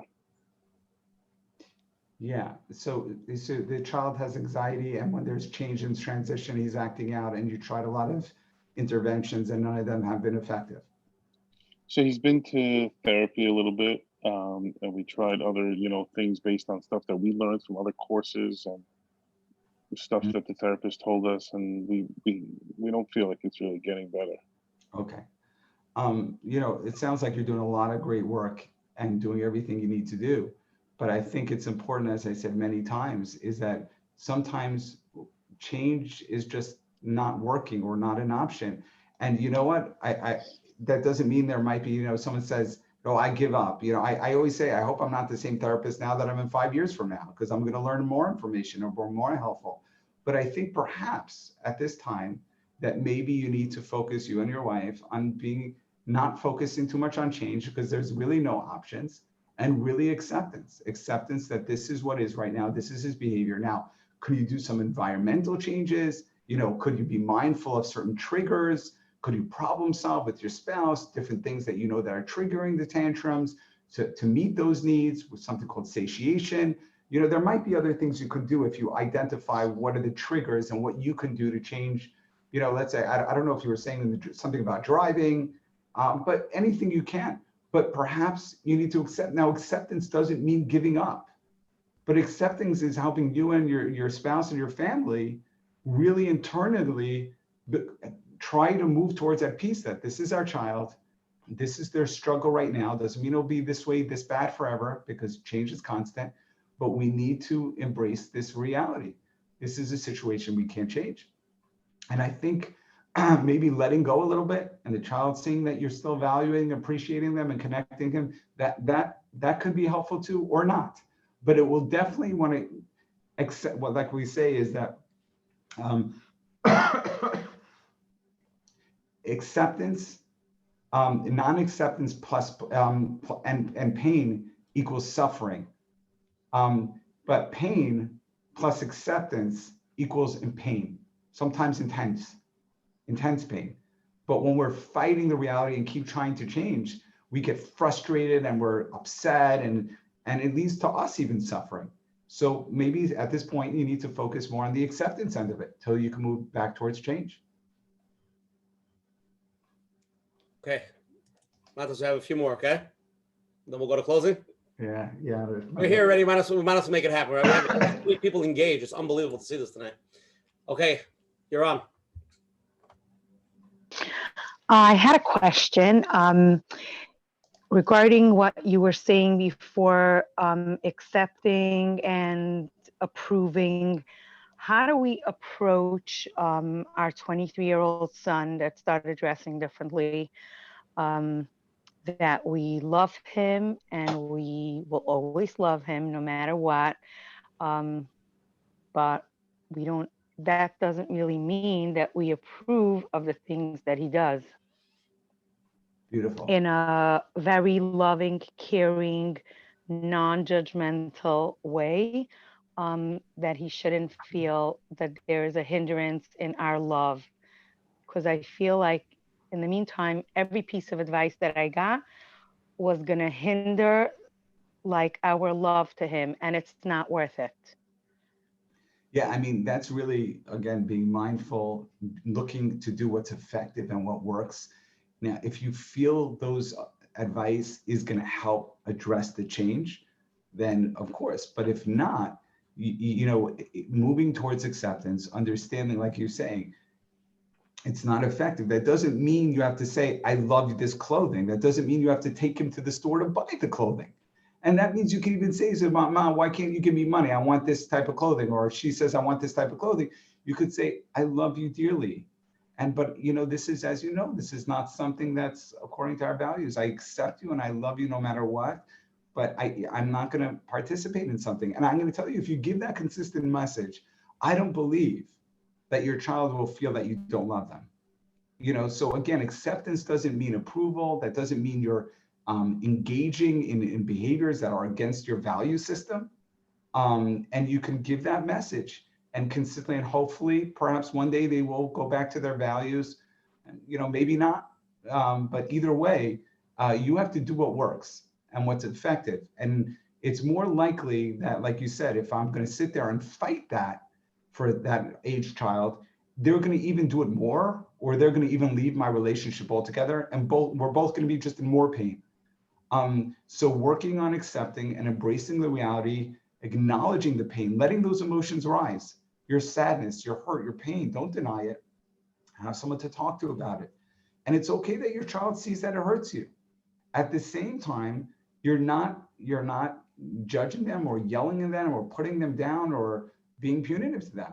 And they know that this is not something you approve. You don't have to tell them. It's like parents say, well, you need to tell them, right, because you're going to tell them, I don't approve of this. Go, oh, I didn't know you'd approve. Okay, I'll take it off immediately, right? Obviously, if that would happen, you would have done that already. So yeah, I think it's every case is trying to take that step back and see what's the most effective, what works. It's not what's right or wrong. It's what's principally going to get you to your goals. What are your long-term goals? And probably your long-term goals right now is to have as healthy relationship and loving relationship as possible with this child. They don't feel accepted. I'm just thinking, if they change and they know the parents are not happy about it, in the way they look at it is the parents don't accept them. And by the parents standing on the side and not saying anything, they're not gonna change the way they feel about not being accepted. What could Okay, I'm not following you again. If they're doing something that the parents don't accept? They don't accept, or the parents don't agree? Well, it's really, let's say they don't agree. Hand in hand. Right, but they're standing on the side, not saying anything. The child knows. Okay. But the child knows that he's not accepted because he's doing things. You see, that's a real dialectic. They know they're accepted and they know they're not accepted. They're both true. How? Maybe they know they're not accepted, or the parents don't appreciate the type of clothing they're, but they still wholly accept them as a person. Now, if you're it's a hard one. I think it's a hard. Listen. I think we'll have to read your book. No, because the child, there's a negativity. Again, there's negativity if you're fighting the reality and you're giving a message of negativity. People have this idea is that I need to go all the way and buy the clothing for my son and do all these terrible things. They have this idea because then if I say I love you and I'm there and there's no anger and frustration, at the same time, I'm not going to participate. Let me tell you something. Your child is taking heroin in front of you. And he says, oh, Ma, can you give me more money to buy heroin? So you say, oh, I have to give more money because then he won't feel accepted. You're not going to give him money? You don't like me. Yeah, okay. Would you give him the heroin, Menachem? I don't know. Okay. Well, would you give him a shotgun to kill himself? But he needs money. But he needs money. He says, I need a shotgun to kill myself. Would you give him a shotgun to kill himself? But he needs money. Hold on a second. So I'm using more extreme. Yeah. I'm not judgmental of anyone in this situation. I could only imagine the pain, and it's not black and white, and there's not a straightforward book, and you need someone to guide you. But it's not a one mahalach. People, this is what you do. Dialectics doesn't look like. We look at every situation. Rav Volba talks about the nutrients of an apple and a banana are different. We have to find chanach l'na'ar pidarko. We have to find what's right for that child. But there's no parenting. There's no one way. I always believe if someone's going to come in and get a consult and say, this is what you do to your child, this is going to do it. This is the way. walk out, because we know it's not like that. There are certain techniques and ideas, but there's not. Now, sometimes maybe that child needs a certain recipe, but that's complicated and you have to know. Okay. Mattis, people are texting. I don't know if we'll jump into it. Maybe they'll ask it live. But how do you deal with it at the end of the day when you have a teenager that's doing something extremely dangerous and extremely, let's say, I don't know, drugs, driving with a drunk? How do you do it? You know, it's interesting. I mean, obviously it's a broader topic, and even in the secular world, you know, there are certain things that, you know, enabling addiction and behavior. Well, we have to invite our kid in our house, and then, well, if not, he's going to be mad at us, or not. You know, we know that a lot of times, a lot of these things are reinforcing children, and it's not helpful to keep them in your house if they're in an addiction sometimes, and we're enabling, right, and giving them more money. We're hurting them. You know, and we talk about physically, we're not going to get too much on this topic, but spiritually, you know, for those who have spiritual values and beliefs, why is physical and spiritual, it's, you know, physical we're worried about, spiritual or not? You know, the effects or what we're enabling or parts of. So in other words, the overall idea is it's a case-by-case basis. And we have to see what is the most effective for each and every child. But change is constant. And I've actually seen parents who are very, very loving and stuck to their values, and the child still has a loving relationship with the parents because the message is loud and clear. And I think that's the way God looks at us too. God punishes us too. You know, he does. Here we go. Next. Hi. You're enjoying this way too much.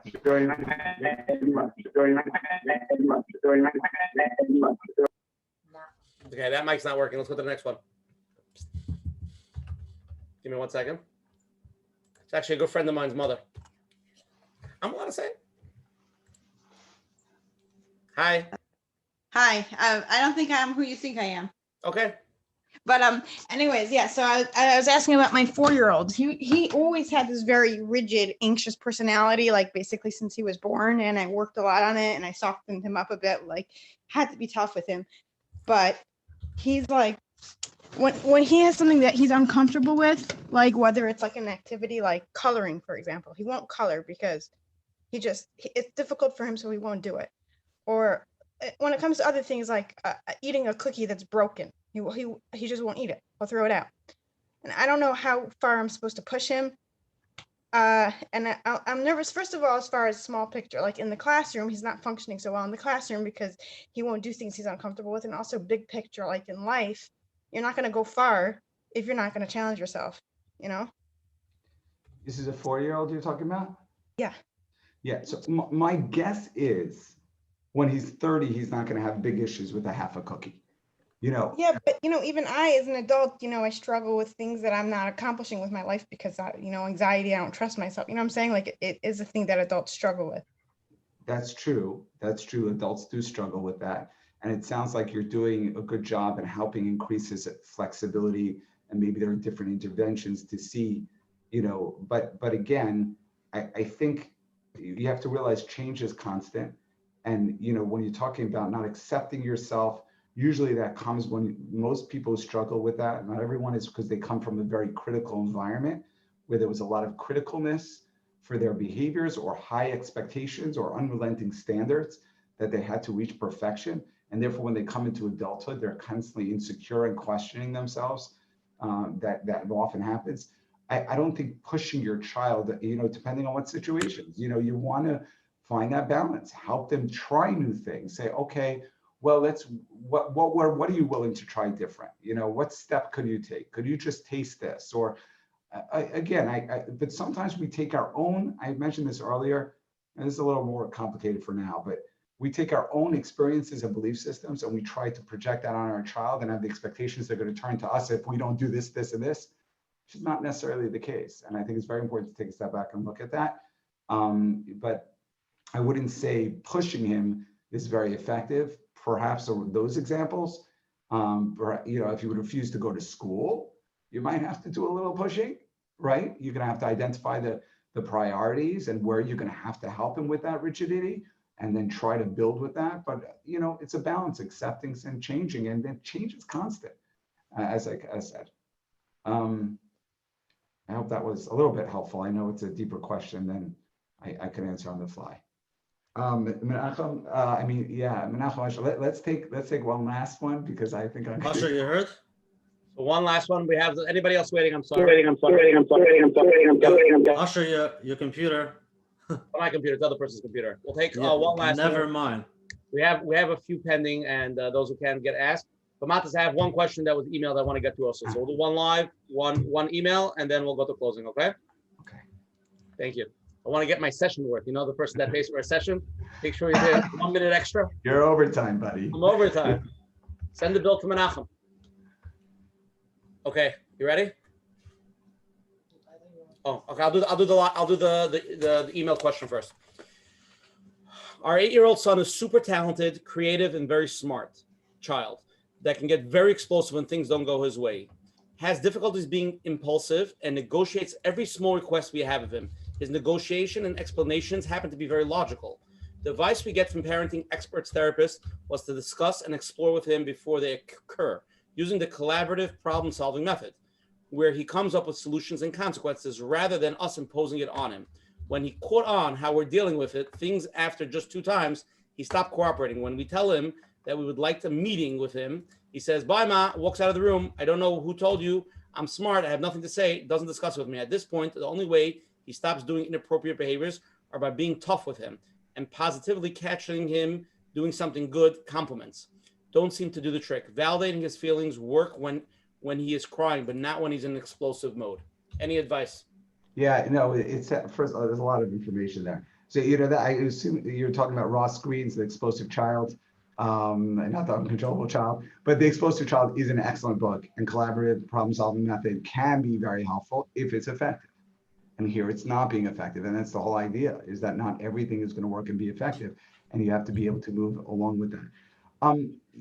Validation does, I actually talk about in the book when not to validate. You don't always validate. When a child in his explosive mode, validation is usually not going to be effective. I just comment on that. My question, first of all, is why are we negotiating every small request? Smart or not? I mean, you're the parent of this child. Not everything gets negotiated. We have certain limits and expectations.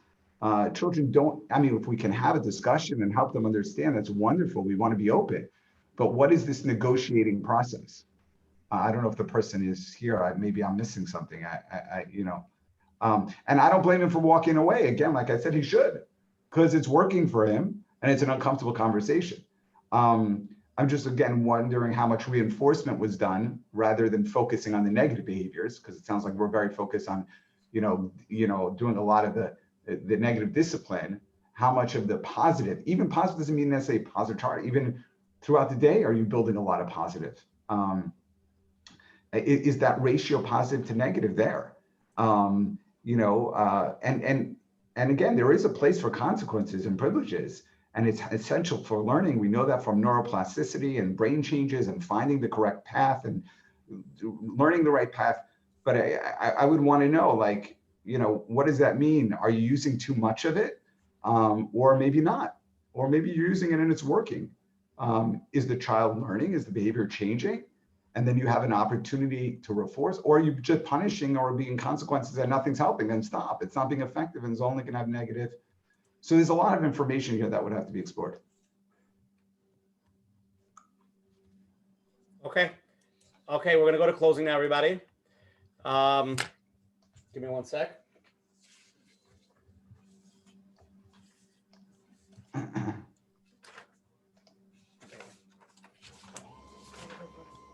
Just 1 second. Sorry about this. Sorry.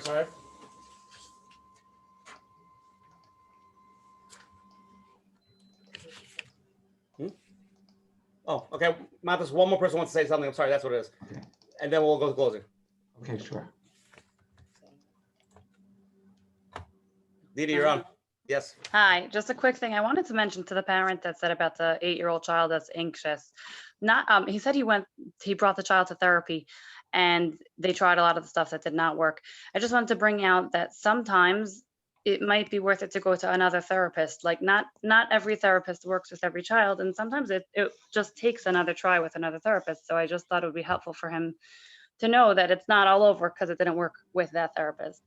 I've just seen results with bringing to a second therapist sometimes with an anxious child. So wanted to throw it out there. Yeah, no, I appreciate that. I think there's absolute truth to that. I think there's many different, like we said, it's finding that right strategy and what's effective.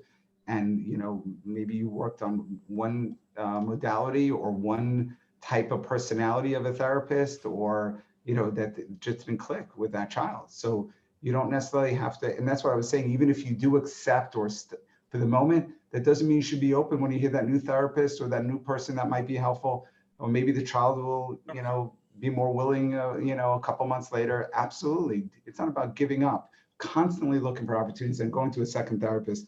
I would recommend that as well. I'm not, people came to me and they went to other people, not everyone's a perfect fit for everyone. So thank you for that. That's an extremely important point. Thank you. Okay, Mattis, I wanted to thank you for coming on tonight, a special time. Tonight was an amazing share. I'm getting text off the chart. Hope you enjoyed it. It was extremely interactive. We barely covered some of the questions we got, and I have pending people that still want to ask. So sometimes people come back for a third time on this. So maybe when you write the second book, we'll see. We'll work it out. But thank you again for coming on. It was a tremendous chizuk for everybody tonight. Again, tonight's share was sponsored the Schus Refuah Shlema for the Vorah Bas Miriam, and everybody here tonight, the hundreds of people that were here, I'm sure the thousands of people that watched it and they will watch the replay. It should be a schutz for them. It should have a big refuah shlema. So also tonight for Bernfeld Fried's father's yard district, Zev Shloima, Bereb Yosef, should have a big aliyah. And again, tonight's share is number 32.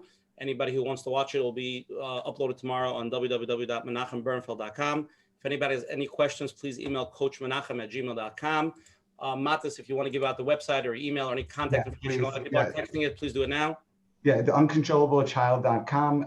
And under there, if you go all the way down there is a place that you can contact me or send me a message or any information like that. And again, I thank you for all coming. We're all on this journey together.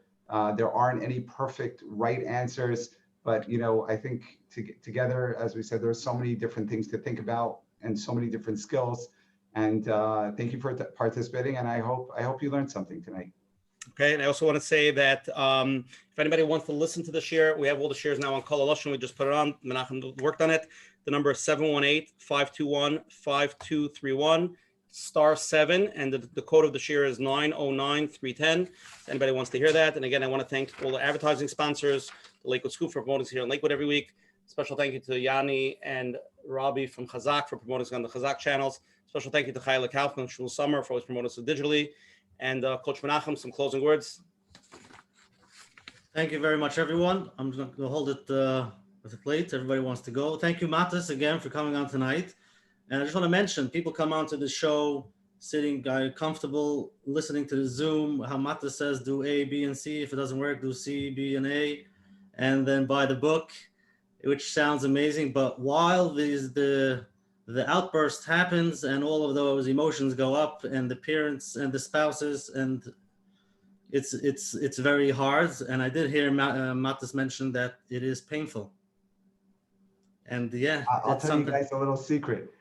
My first title for the book was The Ride of Your Life. The original title, once we went to the publisher many times, because this is a ride and it's not an easy one. So I appreciate that, Menachem. Thank you. Yeah, and I'm saying if you shouldn't be, you shouldn't knock yourself down. That's not working. I'm not a good parent. And this, again, getting to acceptance is a journey. And we spoke about acceptance a lot, but you can't jump to acceptance. I know we want to jump there because we live in a fix-it generation. Let's go. Where is it? Acceptance? Okay, let's go to the last chapter of the book, acceptance, and I'm good to go. But it doesn't work that way, and it's a process, and it could be hard. So take some breaks, self-care, take care of yourself. And thank you everyone for being here tonight. And we'll see you next week in Mattis Hashem. Good night, everybody. We'll see you next week at Mattis Hashem. I didn't want to announce it, but Mattis Hashem Menachem will email who's coming on next week. Just not confirmed, so I didn't want to put it out there. See you all next Sunday night. Mattis, it was a beautiful share. Really, really powerful. Thank you. Thank you. Thank you. Good night, everybody.